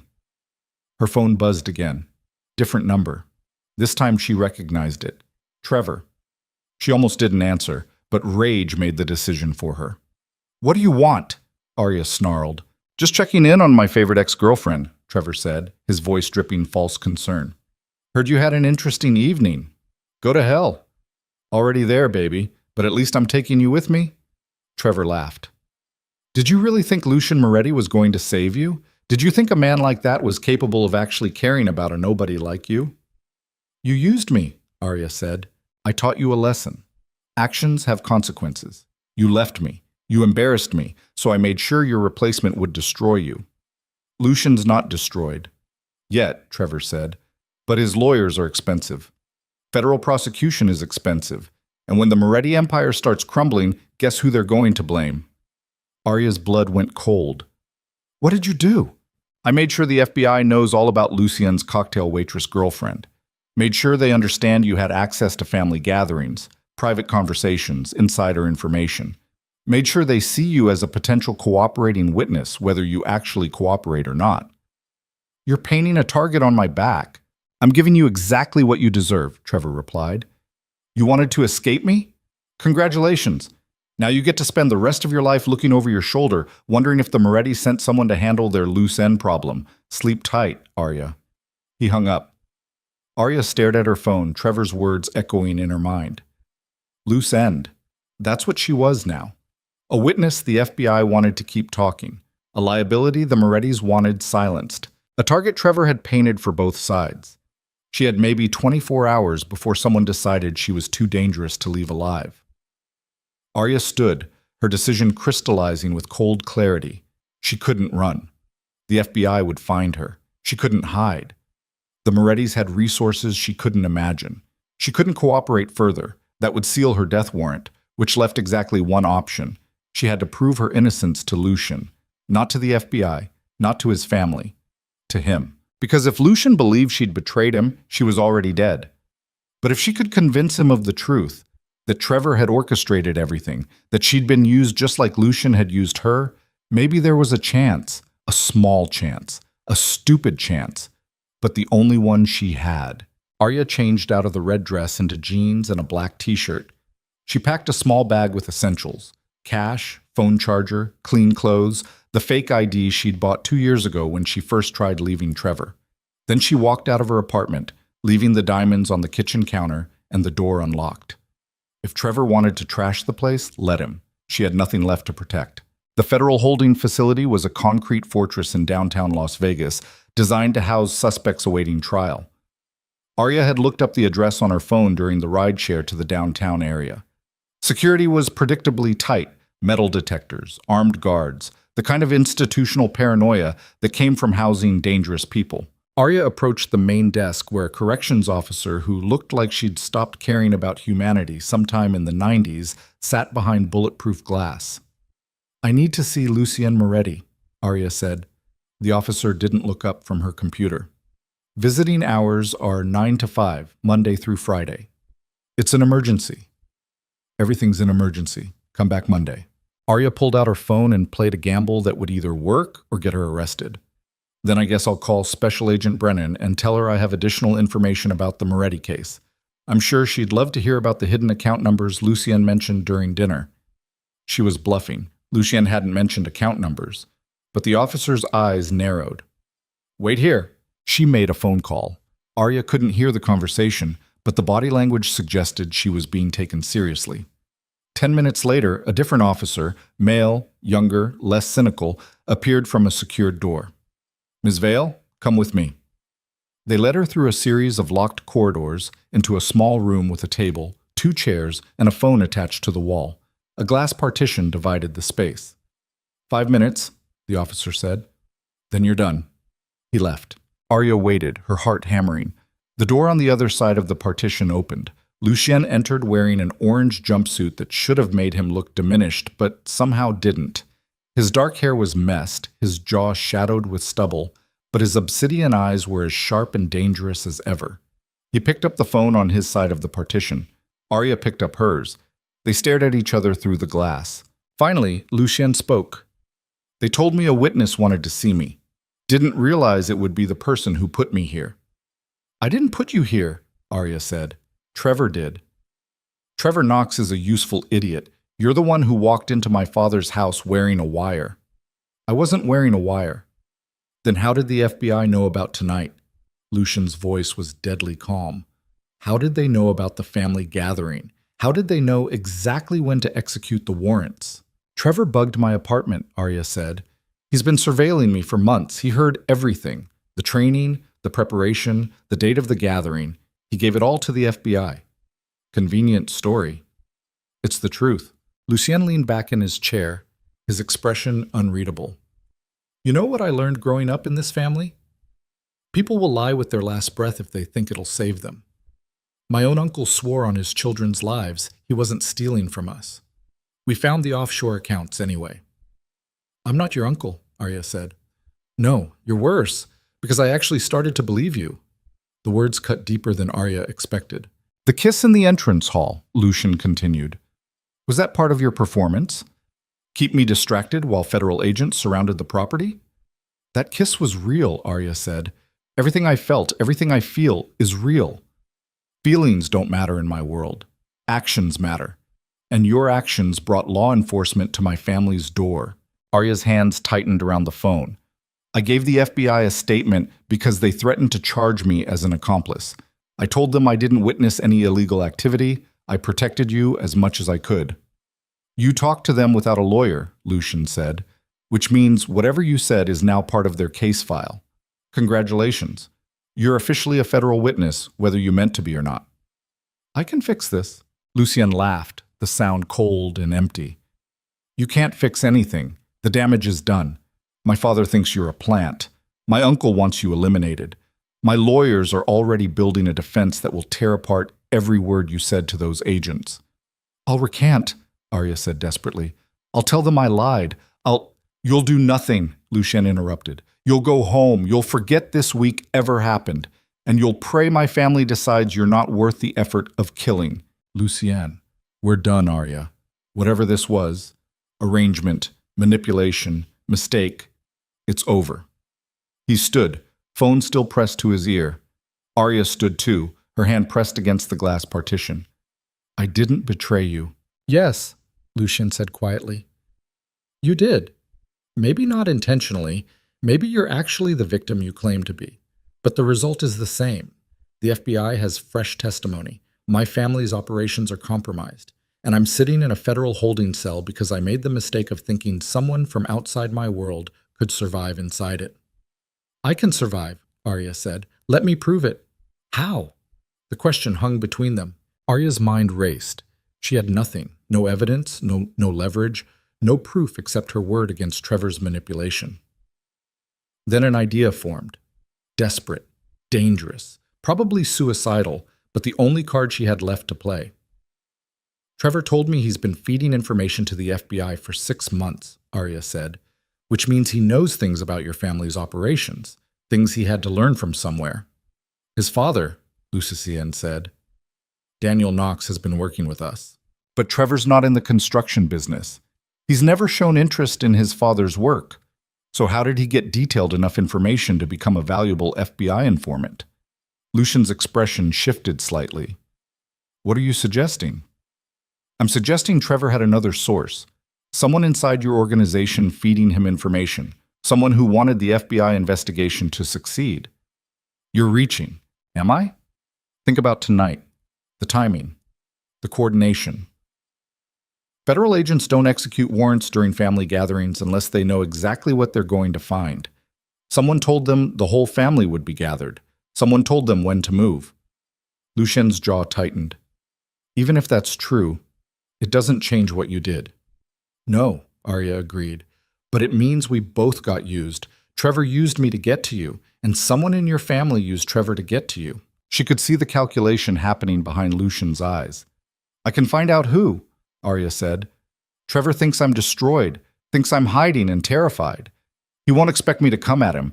I can get him to tell me who his inside source was. And then what? Lucien asked. Then you have leverage against the FBI's star witness. You have proof the investigation was compromised from the inside. You have a defense. And what do you get? Proof I didn't betray you, Arya said. That's all I want.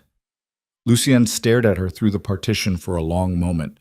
Then, you're asking me to trust you. Yes. After everything that happened tonight. Yes. That's insane. Welcome to my life, Arya replied. Despite everything, Lucien's mouth almost curved into something resembling a smile. If you do this, he said quietly, you're putting yourself in Trevor Knox's crosshairs again.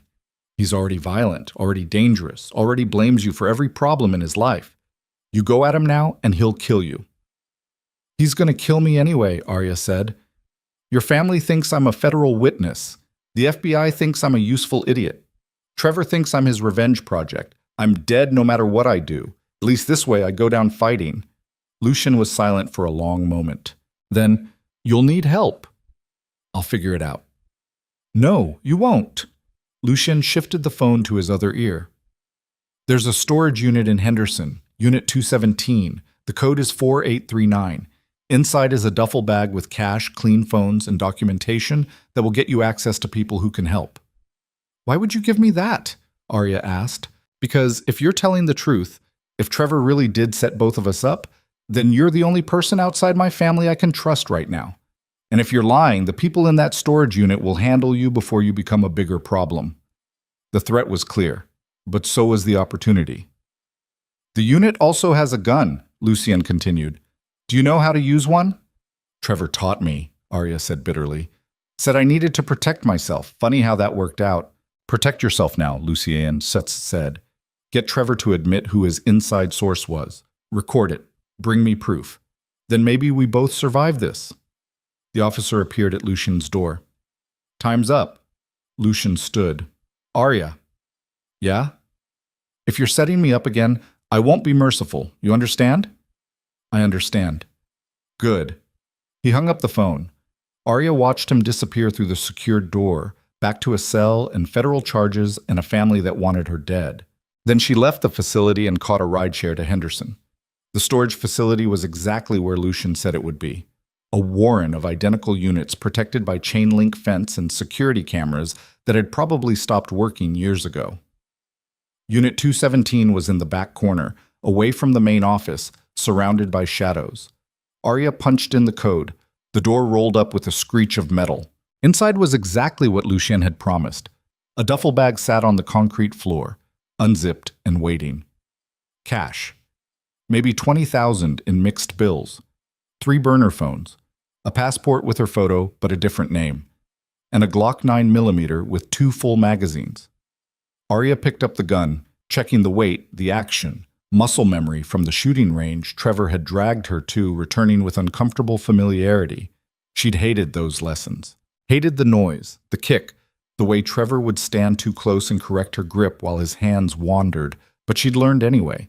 Because deep down, even then, she'd known someday she might need to protect herself from him. Arya loaded the gun, chambered around, and tucked it into the waistband of her jeans. Then she pulled out one of the burner phones and dialed Trevor's number from memory. He answered on the 3rd ring, suspicious. Who is this? It's me, Arya said. We need to talk. About what? About your FBI friends. About your inside source in the Moretti family. About what happens when I tell Lucien you've been playing both sides. Silence. Then, you're bluffing. Try me. More silence. Then Trevor's voice changed, lower, more dangerous. Where are you? Somewhere you'll never find me, Arya lied. But I'm willing to make a deal. What kind of deal? I want protection.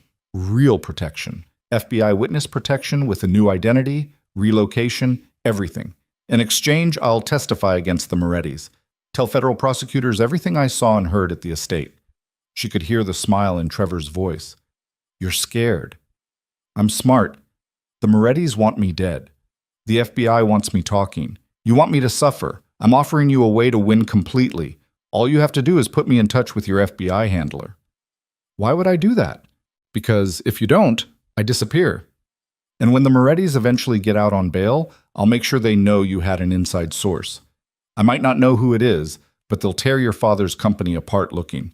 Either way, you lose. Trevor was quiet for a long moment. Then, you always were smarter than you acted. Survival instinct. Where do you want to meet? I don't.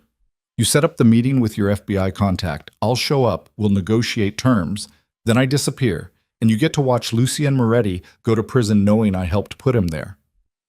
How do I know you won't run? Trevor asked. Because running means dying, Arya said, and I'm tired of being afraid. She hung up before he could respond.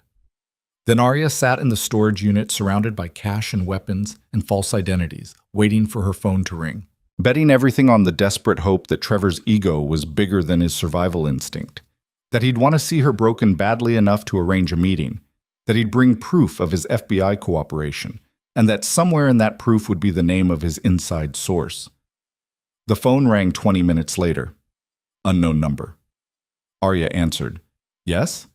Ms. Vale, this is Special Agent Brennan. Trevor Knox said you wanted to discuss cooperating with our investigation. Arya's hands tightened around the phone. I need protection first. We can arrange that, but I need to know what you're offering. Full testimony about everything I observed at the Moretti estate. Names, faces, conversations, business discussions, everything. In exchange for witness protection, new identity, clean break from Las Vegas and everyone in it. Brennan was quiet. That's a significant request. It's a significant testimony. When can you meet? Tomorrow? Noon? Public location. I'll text you the address. Ms. Vale, if you're wasting our time, I'm not. But I need guarantees. Legal guarantees, in writing. We can provide those tomorrow at noon. Arya ended the call. Then she texted an address to the number Brennan had called from. A diner on the outskirts of Las Vegas. Public enough to feel safe. Remote enough to avoid crowds. The kind of place where desperate deals got made over bad coffee and worse decisions. Arya spent the night in a motel paid for with Lucian's cash, the gun under her pillow, jumping at every sound. At 11:30 the next morning, she drove to the diner in a rental car purchased with a fake credit card from the storage unit. Trevor was already there. He sat in a booth near the back, wearing expensive sunglasses and the smug expression of someone who thought he'd already won. Arya approached slowly, her hand resting on the gun hidden under her jacket. She slid into the booth across from him. "Hey, baby," Trevor said. "Miss me?" "Where's Brennan?" Arya asked. "Running late. Traffic." Trevor's smile widened. "Which gives us time to catch up." Every instinct screamed at Arya to run, but she'd committed to this path, and there was no turning back now. "How does it feel?" Trevor asked. "Knowing you destroyed the one man who might have actually saved you?" "Lucian didn't save me," Arya said. "He used me, like you used me, like everyone uses me." "Poor victim Arya," Trevor mocked. "Always someone else's fault." "Who's your source?" Arya asked bluntly. "Inside the Moretti family, who's feeding you information?" Trevor's expression shifted. Surprise, then calculation. "Why would I tell you that?" "Because I'm asking nicely. And because if you don't, I'll make sure the Morettis know you had inside help before the FBI finishes their investigation." "You're not in a position to threaten anyone," Trevor said. Arya pulled the gun and laid it on the table between them, her hand still wrapped around the grip. Trevor went very still. "Tell me who your source is," Arya said quietly, "or I put a bullet in your knee right here and let you explain to the FBI why their star witness is screaming in a public diner." The diner was nearly empty. 2 truckers at the counter, an elderly couple 3 booths away. None of them had noticed the gun yet, but they would if Arya fired. Trevor's hands rose slowly. "You won't shoot me." "You beat me for 3 years," Arya replied. "You tracked me, bugged my home, used me as bait in your revenge fantasy. Yes, Trevor, I will absolutely shoot you." Her finger rested on the trigger. Trevor's breathing went shallow. "It was Isabella." The name hit Arya like cold water. "Isabella Moretti," Trevor continued. "Lucien's cousin. She approached my father 6 months ago, said the family was pushing Lucian toward taking over operations, but she thought he was too soft, too modern. She wanted the old guard to maintain control, so she fed me information about Moretti operations. I gave it to the FBI. She got her investigation. I got my revenge. Everyone won." "Except Lucien," Arya said. "Except Lucien," Trevor agreed. The diner door opened. Special Agent Brennan entered, flanked by 2 other agents. But they weren't looking at Trevor. They were looking at Arya, and their hands were resting on their weapons. "Ms. Vale," Brennan said, "put the gun down." Arya's mind raced. This was wrong. The timing was wrong. The setup was wrong. Trevor's smile returned. "Did you really think I'd meet you without backup?" "You called them before I got here," Arya said. "Told them you were unstable, threatening witnesses, armed and dangerous. Thanks for making it easy by actually bringing a gun." The other diner patrons had noticed the federal agents now. The truckers were backing away. The elderly couple was trying to hide under their table. Brennan's weapon was out now, pointed at Arya. "Put the gun on the table and slide it toward me, slowly." Arya's options collapsed to 0. If she put down the gun, she'd be arrested. Federal charges for threatening a witness, her credibility destroyed. No leverage, no proof. No way to save herself or Lucien. If she didn't put down the gun, they'd shoot her. Either way, Trevor won. Arya looked at him across the table. "Isabella Moretti." "What?" Brennan asked. "Trevor's inside source. Isabella Moretti, Lucien's cousin. She's been feeding Trevor information to sabotage her own family." Trevor lunged across the table, trying to grab the gun. Arya jerked back, her chair tipping. The gun clattered to the floor. Federal agents swarmed the booth. Hands grabbed Arya, forcing her face down against the vinyl seat, wrenching her arms behind her back. Handcuffs clicked around her wrists. "You're under arrest for assault with a deadly weapon, threatening a federal witness, and obstruction of justice," Brennan said. Trevor straightened his shirt, his expression triumphant. "Told you she was dangerous." Arya twisted in the agent's grip, trying to see Brennan's face. "Check his phone, check his records. He'll have proof of contact with Isabella Moretti. He'll have—" "She's delusional," Trevor interrupted. "She's been stalking me for months. This is just another episode." Brennan studied Arya. "Do you have evidence of this alleged source?"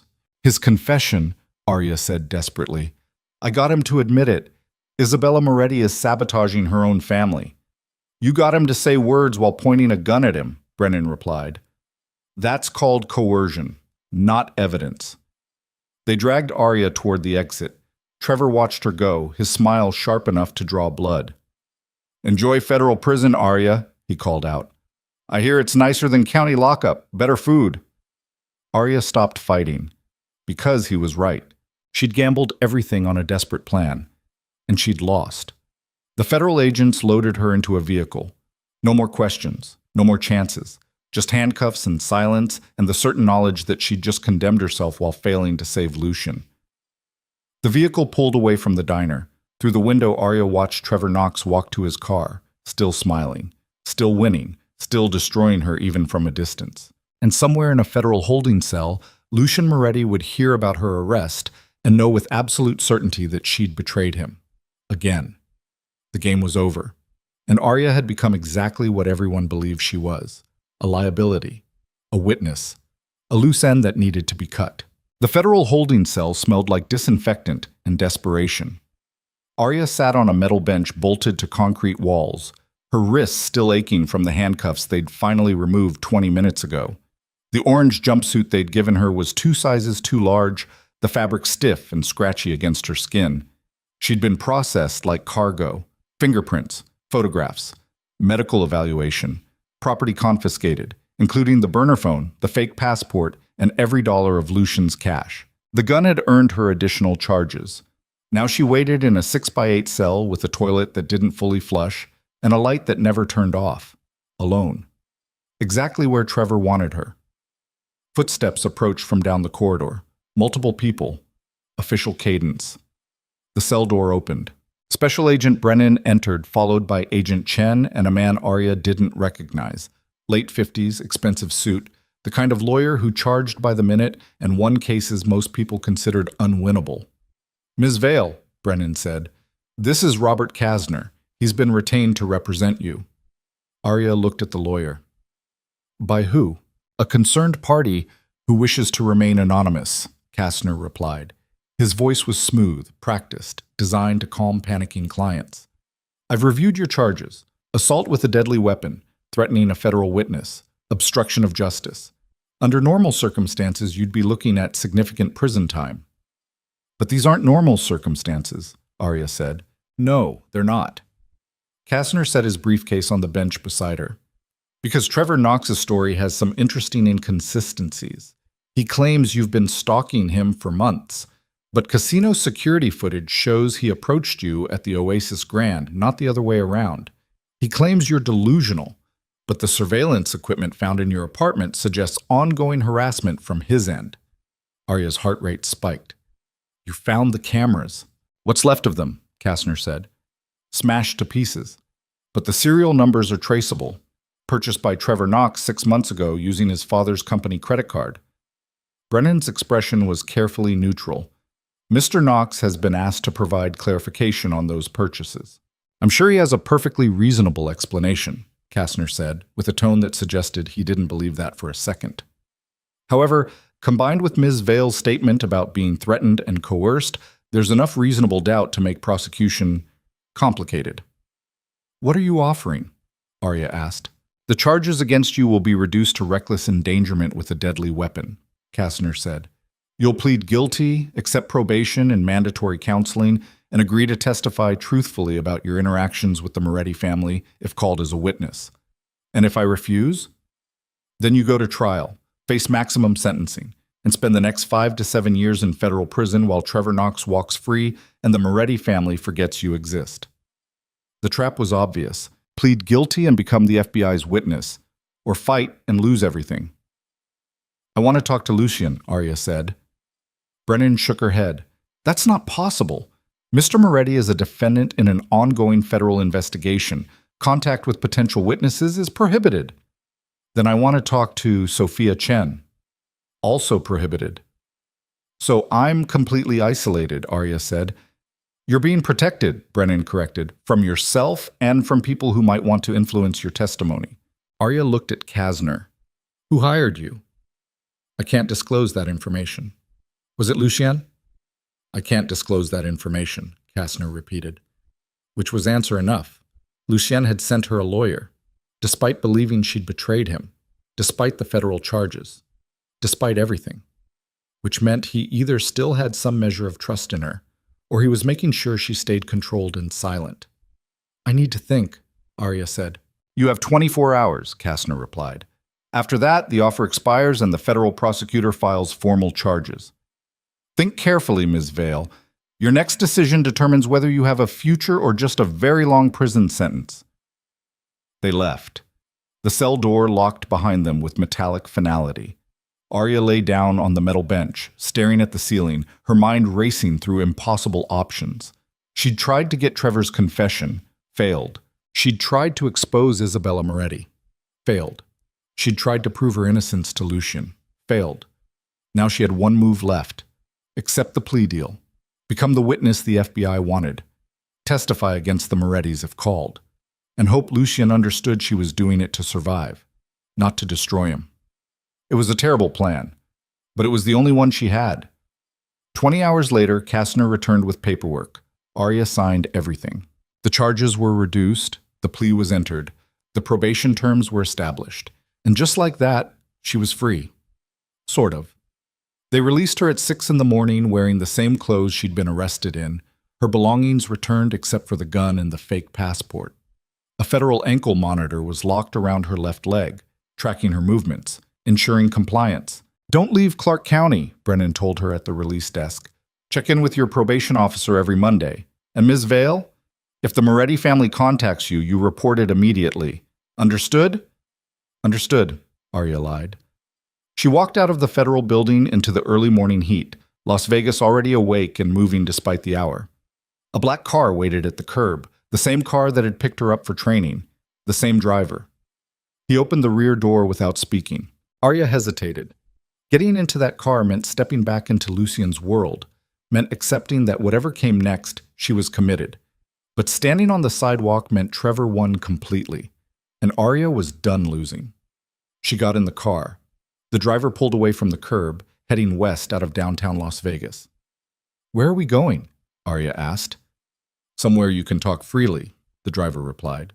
They drove for 30 minutes, deep into the desert where the city lights faded and the landscape turned hostile. The car finally stopped at an abandoned construction site, half-built structures that had been left to decay when the economy collapsed years ago. Sophia waited beside a second vehicle, wearing designer sunglasses and an expression that could freeze blood. The driver opened Arya's door. She stepped out into the heat, her ankle monitor feeling heavier with every step. Sophia looked her over with clinical assessment. You're alive. Surprising. I'm hard to kill, Arya said. We'll see. Sophia gestured toward the abandoned buildings. Walk with me. They moved away from the vehicles, boots crunching against gravel and broken concrete.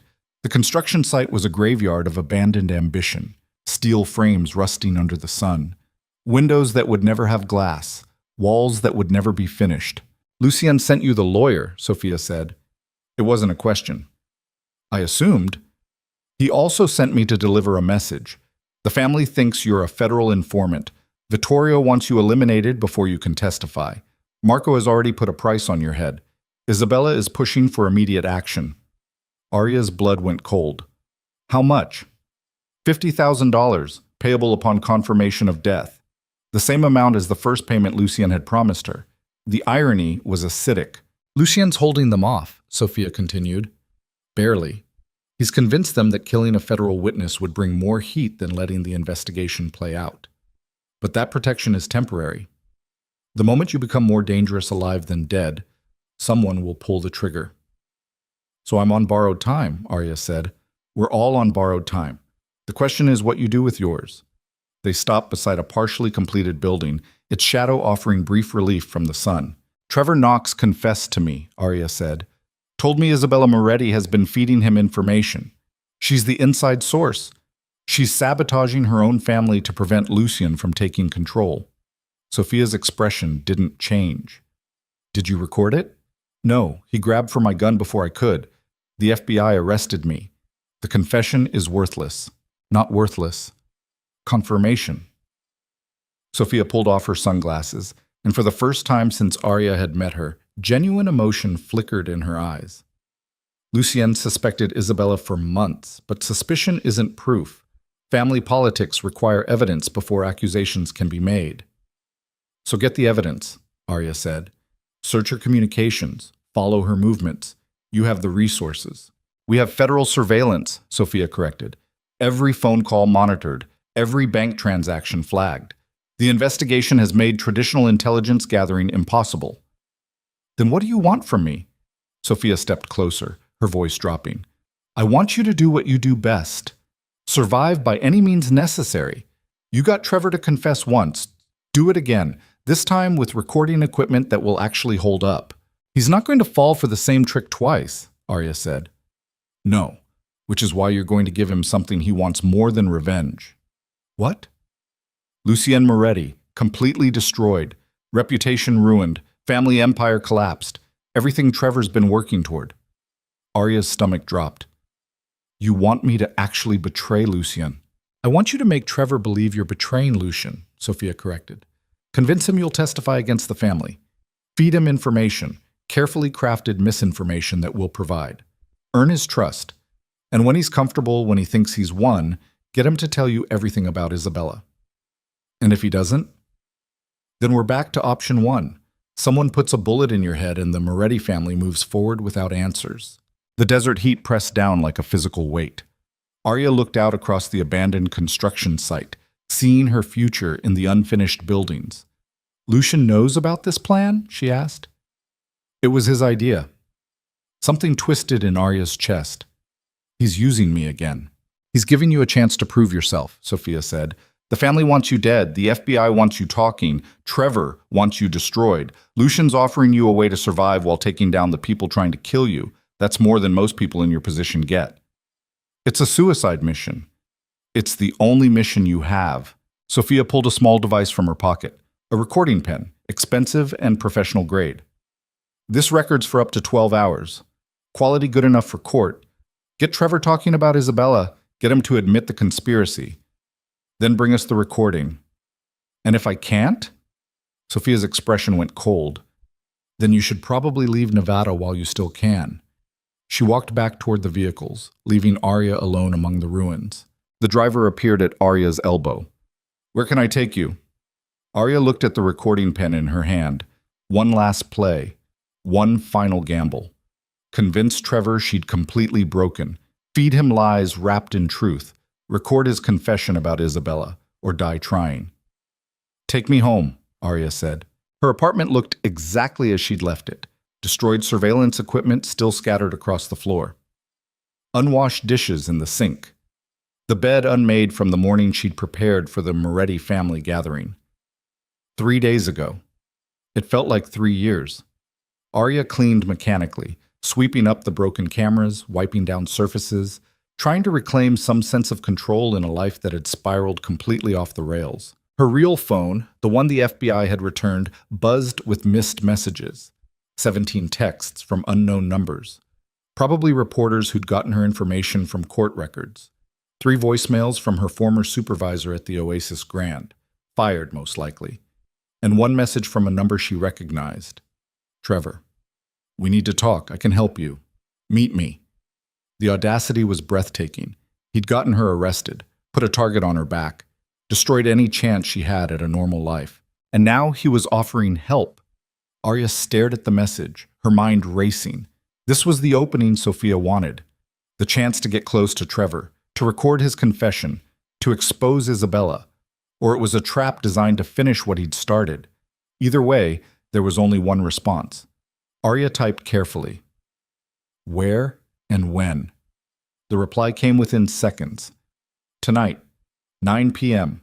The construction site off Highway 95. Come alone, the same area where Sophia had just met her. Coincidence or surveillance? Arya couldn't tell anymore. She spent the rest of the day preparing. Shower, clean clothes, the recording pen hidden in her jacket pocket, activated and tested. The ankle monitor would track her movements, but the FBI expected her to be in Las Vegas. The construction site was technically within Clark County limits. At 8:30, Arya called a rideshare. The driver was a college kid who spent the entire trip talking about his engineering classes and his girlfriend's drama. Arya made encouraging sounds while her mind mapped escape routes and calculated odds of survival. The construction site looked different at night. The abandoned buildings became skeletal shadows against the star-filled sky. No city lights this far out, just desert darkness and the distant sound of highway traffic. Trevor's car was already there. He leaned against the hood, illuminated by headlights, wearing expensive clothes and that same triumphant smile. Arya approached slowly, every nerve screaming danger. "You came," Trevor said. "I wasn't sure you would." "You said you could help me," Arya replied. "I'm listening." Trevor pushed off the car, circling her like a predator evaluating prey. "You look terrible. Federal custody doesn't agree with you." "Neither does betrayal." "Betrayal?" Trevor laughed. "You left me, remember? 3 years together, and you just walked out like I meant nothing." "You beat me," Arya said flatly. "I left because staying meant dying. I never would have killed you." "You would have eventually. We both know it." Trevor stopped circling, his expression shifting to something almost genuine. "Maybe. But at least I was honest about what I was. Lucien Moretti pretended to be your savior while using you as a pawn.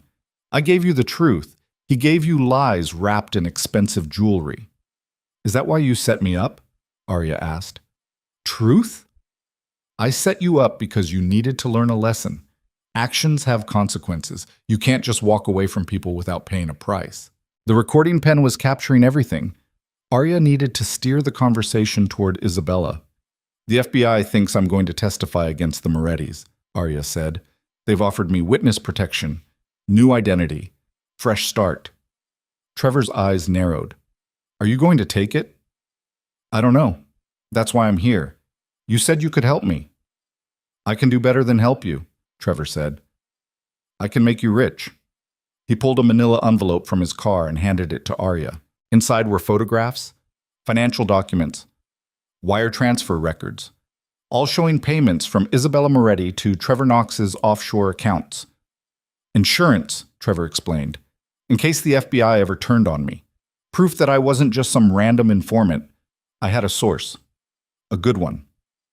Arya's hands trembled as she flipped through the documents. "Isabella paid you directly. $50,000 a month for 6 months. $300,000 to destroy her cousin's future. She hates Lucien, thinks he's too soft, too modern, too willing to legitimize the family business. She wants the old ways maintained, violence and fear." "And you gave her what she wanted," Arya said. "I gave her information. She gave me money. The FBI gave me protection. Everyone won except Lucien." "Why are you showing me this?" Trevor stepped closer, his breath warm against her face. "Because I want you to understand something. I won. Completely. Lucien's facing federal charges. His family's operations are compromised. His reputation is destroyed, and the woman he was falling for is wearing a federal ankle monitor." His hand touched the device locked around her leg. Arya forced herself not to flinch. "But I'm not satisfied," Trevor continued. "I want to watch him lose everything. His freedom, his family's empire, his future. And you're going to help me do it." "How?" "Testify against him. Give the FBI everything you observed, every conversation, every detail. In exchange, I'll give you these documents. Proof that Isabella was behind the investigation.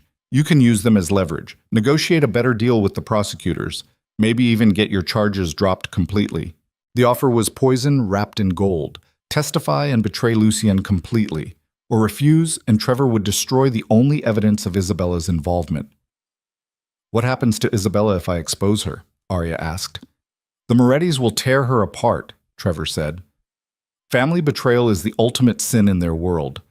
She'll be lucky if Vittorio only disowns her. More likely, she disappears into the desert and no one asks questions. And you're fine with that, Arya said. Even though she's been paying you. She was useful. Now she's a liability. I don't have loyalty to anyone except myself. The recording pen was getting all of this. Trevor's confession, the payment records, the conspiracy, everything Sophia needed, everything Lucian needed. But Arya had to keep him talking, make sure the recording was complete. Why do you hate Lucian so much? She asked. He's just another criminal. There are hundreds like him in Vegas. Trevor's expression darkened. Because he's everything I'm not. Rich, powerful, respected. Women look at him and see strength. They look at me and see someone trying too hard. So this is about ego. This is about justice, Trevor snapped. Men like Lucian Moretti coast through life on family, money, and fear. They don't work for anything, don't struggle, don't earn their power. It's handed to them by previous generations of thugs and murderers. I want him to know what it's like to lose, to be powerless, to watch everything he took for granted get ripped away. Like you did to me, Arya said quietly. Trevor's smile returned. Exactly like I did to you. You left me. I destroyed your escape route. You chose Lucien. I destroyed him too. It's poetic. The recording had been running for almost 20 minutes now. More than enough for federal prosecutors. More than enough for the Moretti family. Arya slipped her hand into her jacket, fingers finding the pen. I'll testify, she said. Give me the documents and I'll tell the FBI everything. Trevor handed her the envelope. Smart choice. But I need something else, Arya added. What? I need to know you won't come after me again. After this is over. After Lucian goes to prison. I need to know I'm free of you. Trevor considered this. Testify. Destroy Lucian. Disappear into witness protection, and I'll never contact you again. Promise? I promise, Trevor said. Then he grabbed her. His hands locked around her throat before Arya could react, slamming her back against his car with brutal force. Did you really think I'd let you go? Trevor hissed. Did you think I'd just walk away after everything you put me through? Arya clawed at his hands, gasping for air. You're going to testify, Trevor continued, his grip tightening. But first, you're going to remember who you belong to, who you'll always belong to. Arya's vision blurred, her lungs burned. The recording pen was still in her pocket, capturing Trevor's assault, capturing her murder. With the last of her strength, Arya drove her knee up into Trevor's groin. He released her with a howl of pain, stumbling backward. Arya collapsed against the car, gasping, her throat on fire. Trevor recovered faster than she expected, his face twisted with rage. You bitch! The gunshot cut through the night air. Trevor froze, then looked down at his chest where blood was spreading across his expensive shirt. He dropped to his knees, confusion replacing anger on his face. Arya's eyes tracked the direction of the gunshot. Lucian Moretti stood 20 feet away, lowering a smoking gun, his expression cold as winter. He wasn't alone. Sophia emerged from behind one of the abandoned buildings. Two men Arya recognized as Moretti security flanked her. They'd been watching the entire time, recording everything, waiting for Trevor to confess, waiting for him to attack, giving Lucien legal justification for what came next. Trevor collapsed onto the gravel, blood pooling beneath him. You can't. Self-defense, Lucian said calmly. You were assaulting a woman under my protection. I intervened. Nevada law is very clear on this. He walked to Arya, his gun still in hand, his eyes scanning her neck where Trevor's fingers had left marks. Are you hurt? Lucian asked quietly. Arya couldn't speak. Her throat was too damaged. She shook her head. Lucian's jaw tightened. He turned to Sophia. Call the lawyer, call the police, and make sure the recording equipment captured everything. Already done, Sophia replied. Trevor was still alive, barely, his breathing ragged and wet. You killed me. Not yet, Lucian said.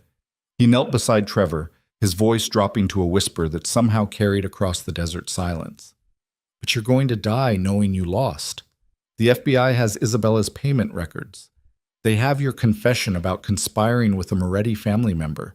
They have video of you assaulting Arya. Everything you built collapses tonight. Isabella, Trevor coughed blood. We'll kill you. Isabella will be handled by my father, Lucien replied. Family business. Trevor's eyes found Arya. You set me up.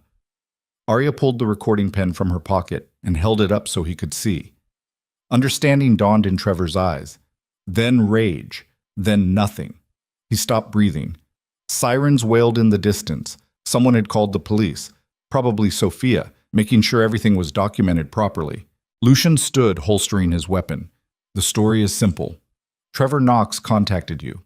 Threatened you. You came here to meet him against your better judgment. I followed because I was concerned for your safety. I witnessed him assaulting you. I intervened with lethal force. Self-defense and defense of another. Clean. Nothing about this is clean, Arya whispered, her voice hoarse. No, Lucian agreed, but it's legal, which is all that matters. The police arrived with an ambulance. Paramedics confirmed Trevor was dead. Officers took statements. Crime scene investigators photographed everything.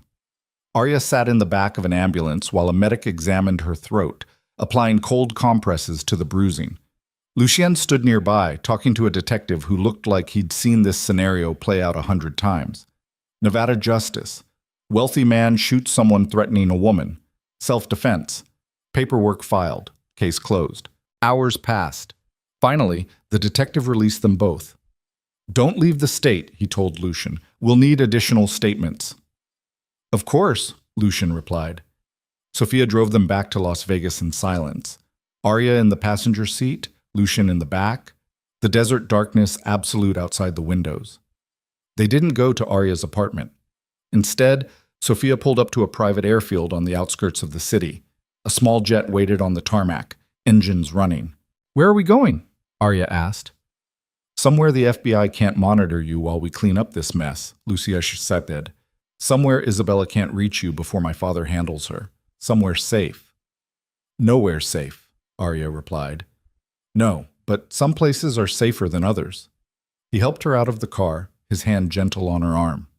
They boarded the jet together. Sophia stayed behind, presumably to manage the fallout. The plane took off, heading south, destination unknown. Arya sat across from Lucien in the cabin, finally allowing herself to process everything. Trevor was dead.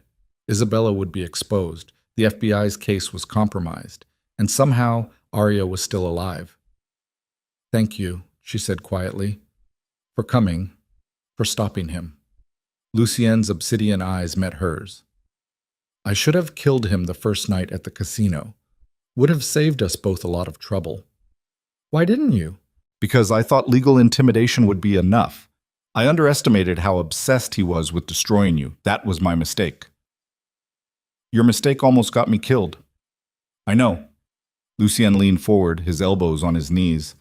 I've made a lot of mistakes with you, Arya. Used you, doubted you, put you in danger. I can't undo any of that. But I can make sure no one else hurts you, starting now. The plane leveled off at cruising altitude. Arya touched her bruised throat, wincing. What happens when we land? We disappear for a while. Let my lawyers handle the FBI investigation. Let my father deal with Isabella. When the dust settles, we figure out what comes next. And if the dust never settles? Lucien's expression was unreadable. Then we keep running. Together. The word together hung in the air between them. Not employer and employee. Not manipulator and victim. Something else. Something neither of them had words for yet. Arya closed her eyes, exhaustion finally catching up with her body. She'd survived Trevor Knox. She'd exposed Isabella Moretti. She'd earned Lucien's trust. But somewhere behind them, in the wreckage of federal investigations and family conspiracies, consequences were building like a storm. And when that storm finally broke, Arya wasn't sure if any of them would survive it. The jet flew through the darkness, carrying them toward an uncertain future. Together. For better or worse. The jet landed in Mexico 3 hours before dawn. Not tourist Mexico with its resorts and beaches. This was cartel territory, a private airstrip carved into mountains where questions weren't asked and money talked louder than laws. Arya followed Lucien down the stairs onto cracked tarmac, the humid air thick enough to taste. 2 vehicles waited in the darkness, engines running, drivers whose faces she couldn't see in the shadows. Where are we? Arya asked, her voice still hoarse from Trevor's assault. Somewhere the FBI has no jurisdiction, Lucien replied. Somewhere my family has arrangements that predate most governments. They drove for an hour along roads that barely qualified as such, climbing into hills covered in dense vegetation. The safe house, if it could be called that, was a compound built into the mountainside. Stone walls, reinforced windows, the kind of place designed to withstand sieges. Inside was surprisingly comfortable. Modern furniture, working electricity, a kitchen stocked with food that suggested someone had prepared for their arrival. "How long are we staying?" Arya asked. Lucian set his phone on the counter, the screen already lighting up with encrypted messages. "Until it's safe to go back. Could be days, could be weeks. And then what? Then we find out if there's anything left of my family's empire to go back to." He poured 2 glasses of water from a filtered pitcher, handing one to Arya. Their fingers touched briefly during the exchange. Neither of them pulled away immediately. "You saved my life tonight," Arya said quietly. "You saved mine first," Lucian replied. "Getting Trevor to confess. Recording Isabella's involvement. You did what my entire security team couldn't do. I almost got strangled doing it. But you didn't run. Didn't break. Didn't quit." Lucien's obsidian eyes studied her with something that looked almost like respect. "Most people would have taken the first escape route and never looked back."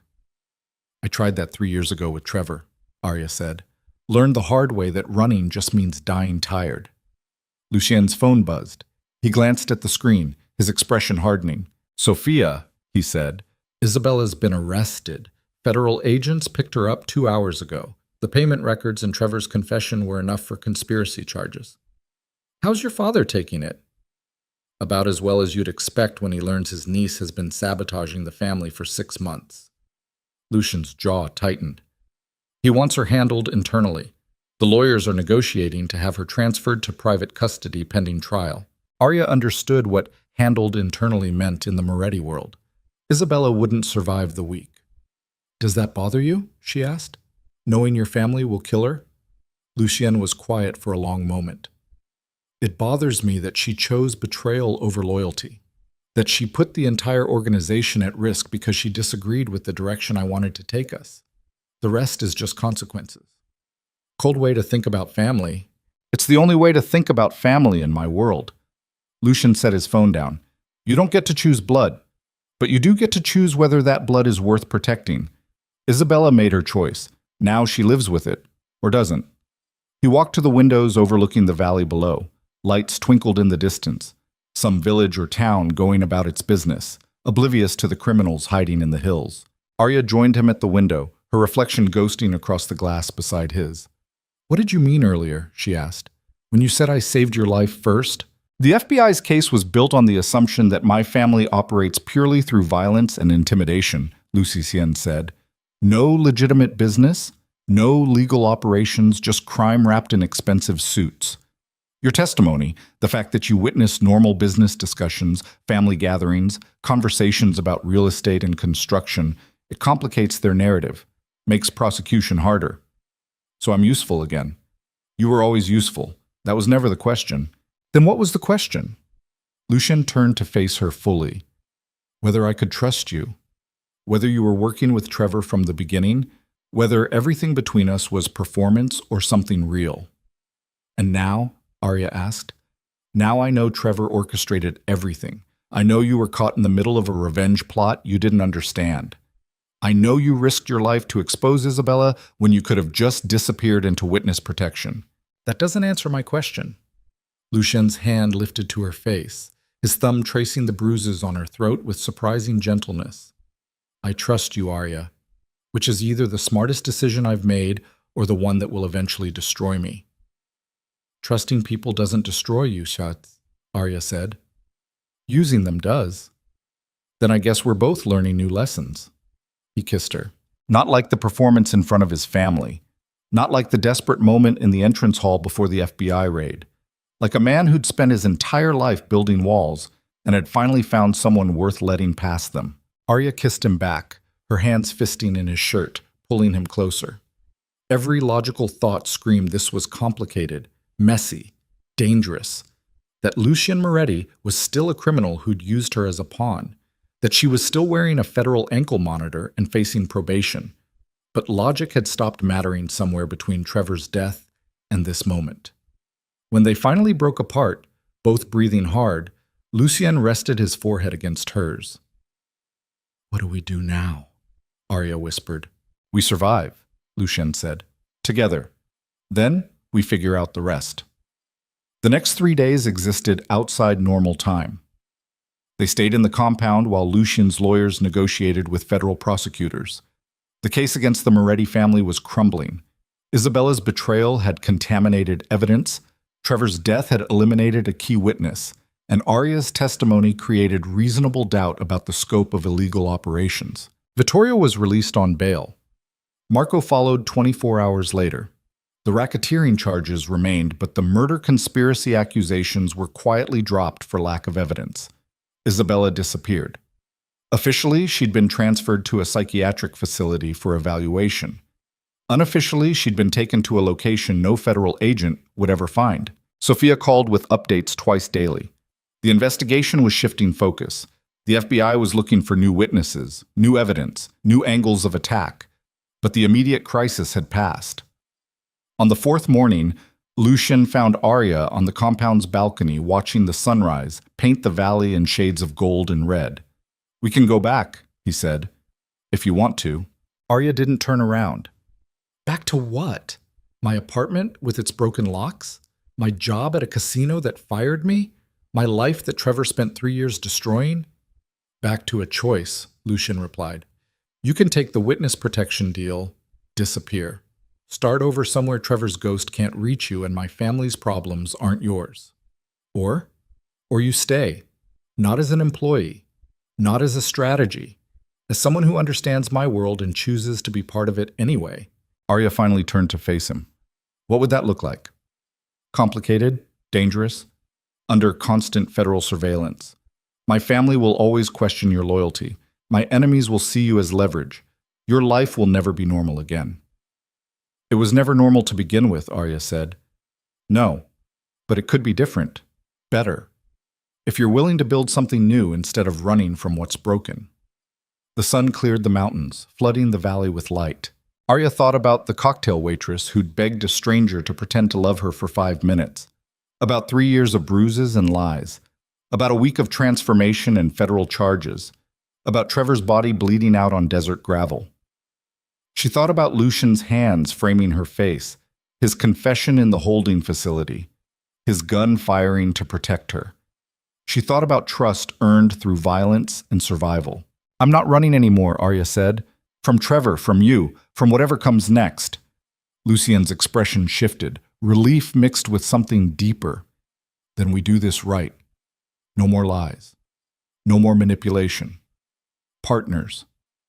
"Partners?" Arya agreed. "Starting with honesty," Lucien said. "I'm not a good man, Arya.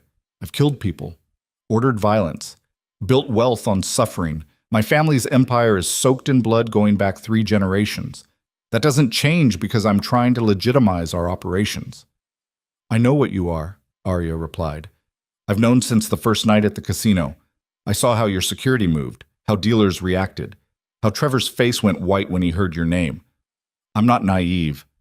"Then why stay?" "Because you shot the man who was strangling me," Arya said.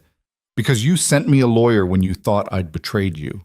Because somewhere under all the violence and control, you're trying to be something different than what your father built. And I want to see if that's actually possible."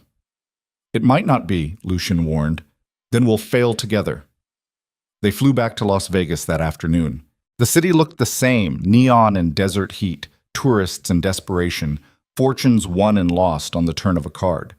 But Arya saw it differently now.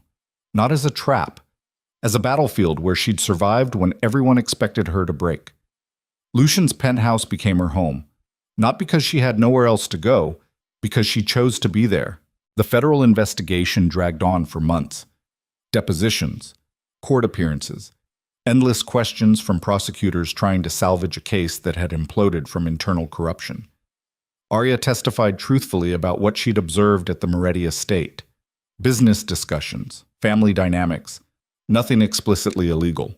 Her probation was reduced for cooperation. The ankle monitor came off after 90 days. Trevor's father, Daniel Knox, was indicted for money laundering and tax evasion. His construction company collapsed within weeks.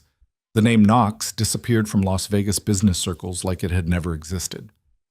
Isabella Moretti was never seen again. Officially, she'd fled the country to avoid prosecution. The desert kept better secrets than official records. Vittorio Moretti stepped down as family patriarch 6 months after the FBI raid, citing health concerns. Lucien took control of operations with a mandate to transform the organization. Casinos were sold to legitimate buyers. Construction contracts were renegotiated through transparent bidding.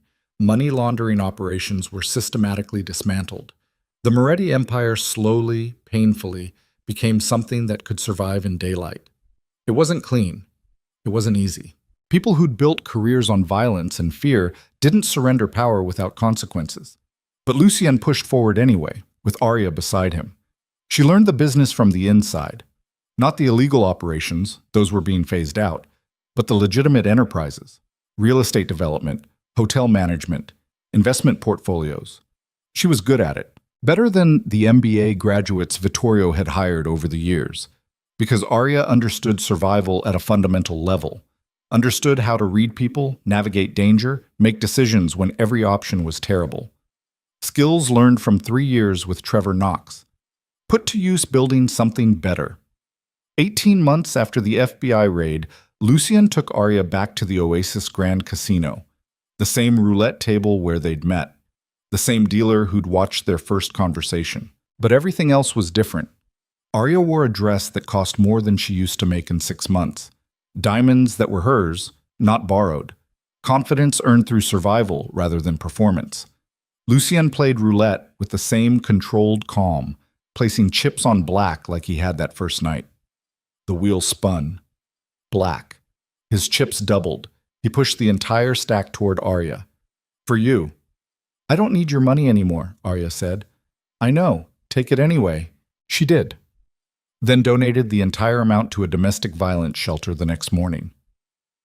One of many charities the Moretti Foundation had started funding under Arya's direction. Turns out blood money could be cleaned. Not by hiding it, by spending it on people who needed help more than mobsters needed yachts. 2 years after Trevor's death, Arya stood in front of a mirror in Lucien's penthouse, adjusting a white dress. Not a wedding dress. They weren't ready for that level of commitment, maybe never would be. But an engagement dress. Because Lucien had asked, and Arya had said yes. Not because she needed saving, not because she needed security, because she wanted to build something with him that wasn't based on survival or strategy, something real. Sophia knocked on the bedroom door. "Everyone's waiting." The engagement party was small, immediate family only. Vittorio, looking older but more peaceful than he'd been in decades. A handful of cousins who'd survived the family's transformation. Business associates who'd proven their loyalty during the federal investigation. And one surprise guest. Special Agent Brennan stood near the bar, nursing a glass of wine, looking deeply uncomfortable in civilian clothes. Arya approached slowly. "Didn't expect to see you here." "Lucien invited me," Brennan replied. "Said it was important to maintain good relationships with law enforcement." "That's one way to put it."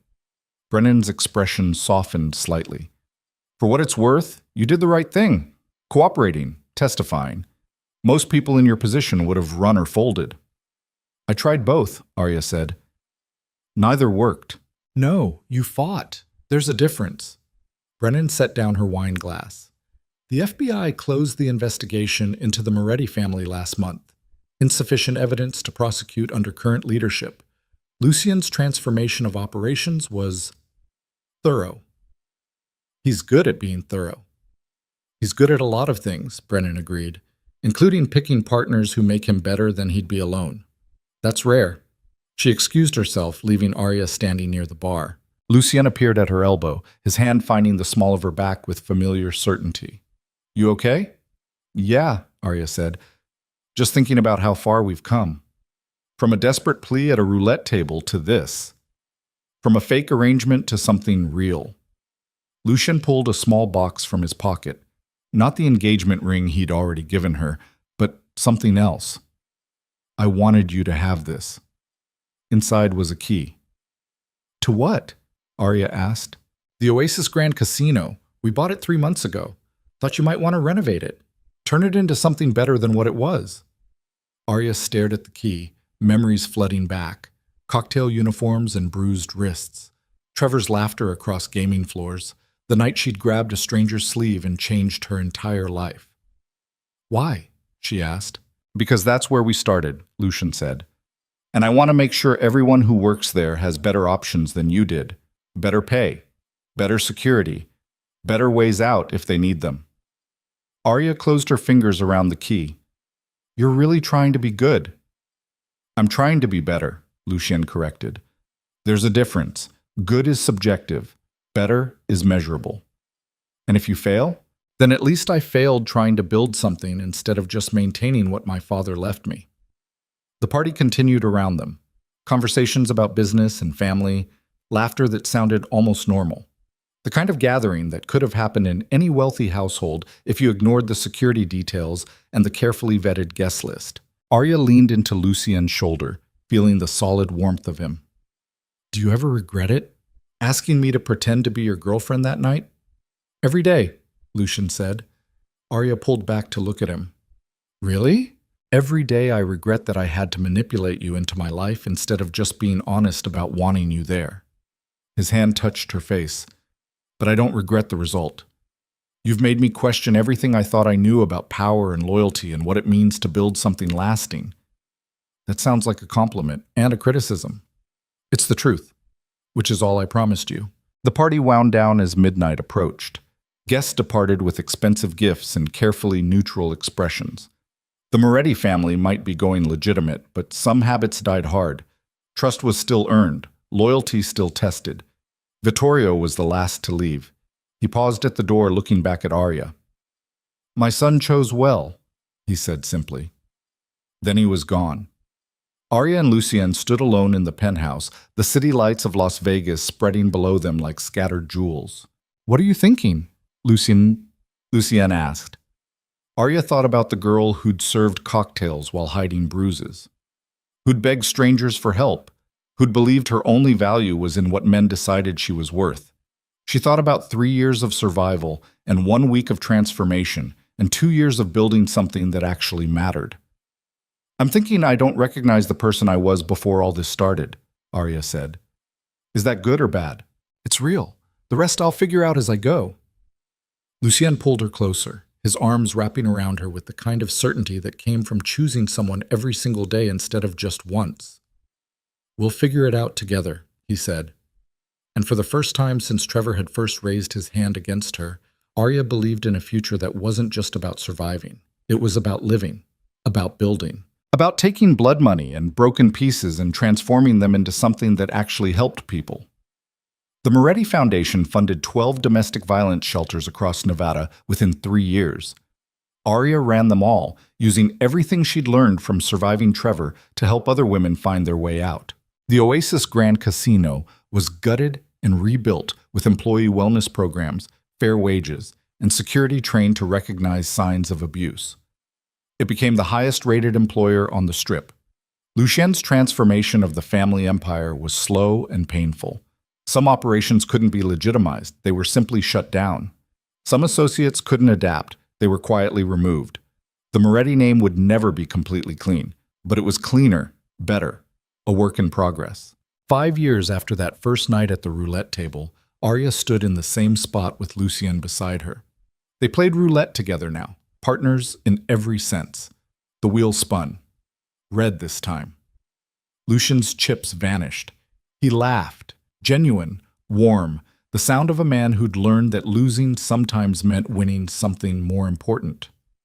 Your turn, he said, pushing a fresh stack toward Arya. She placed the chips on black, the color that had started everything.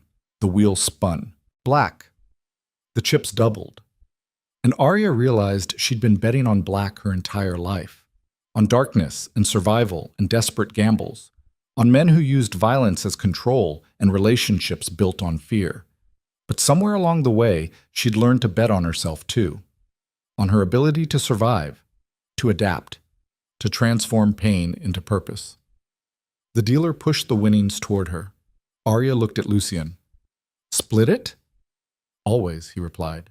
They cashed out and walked through the casino together, past dealers and tourists and the endless churn of money and hope.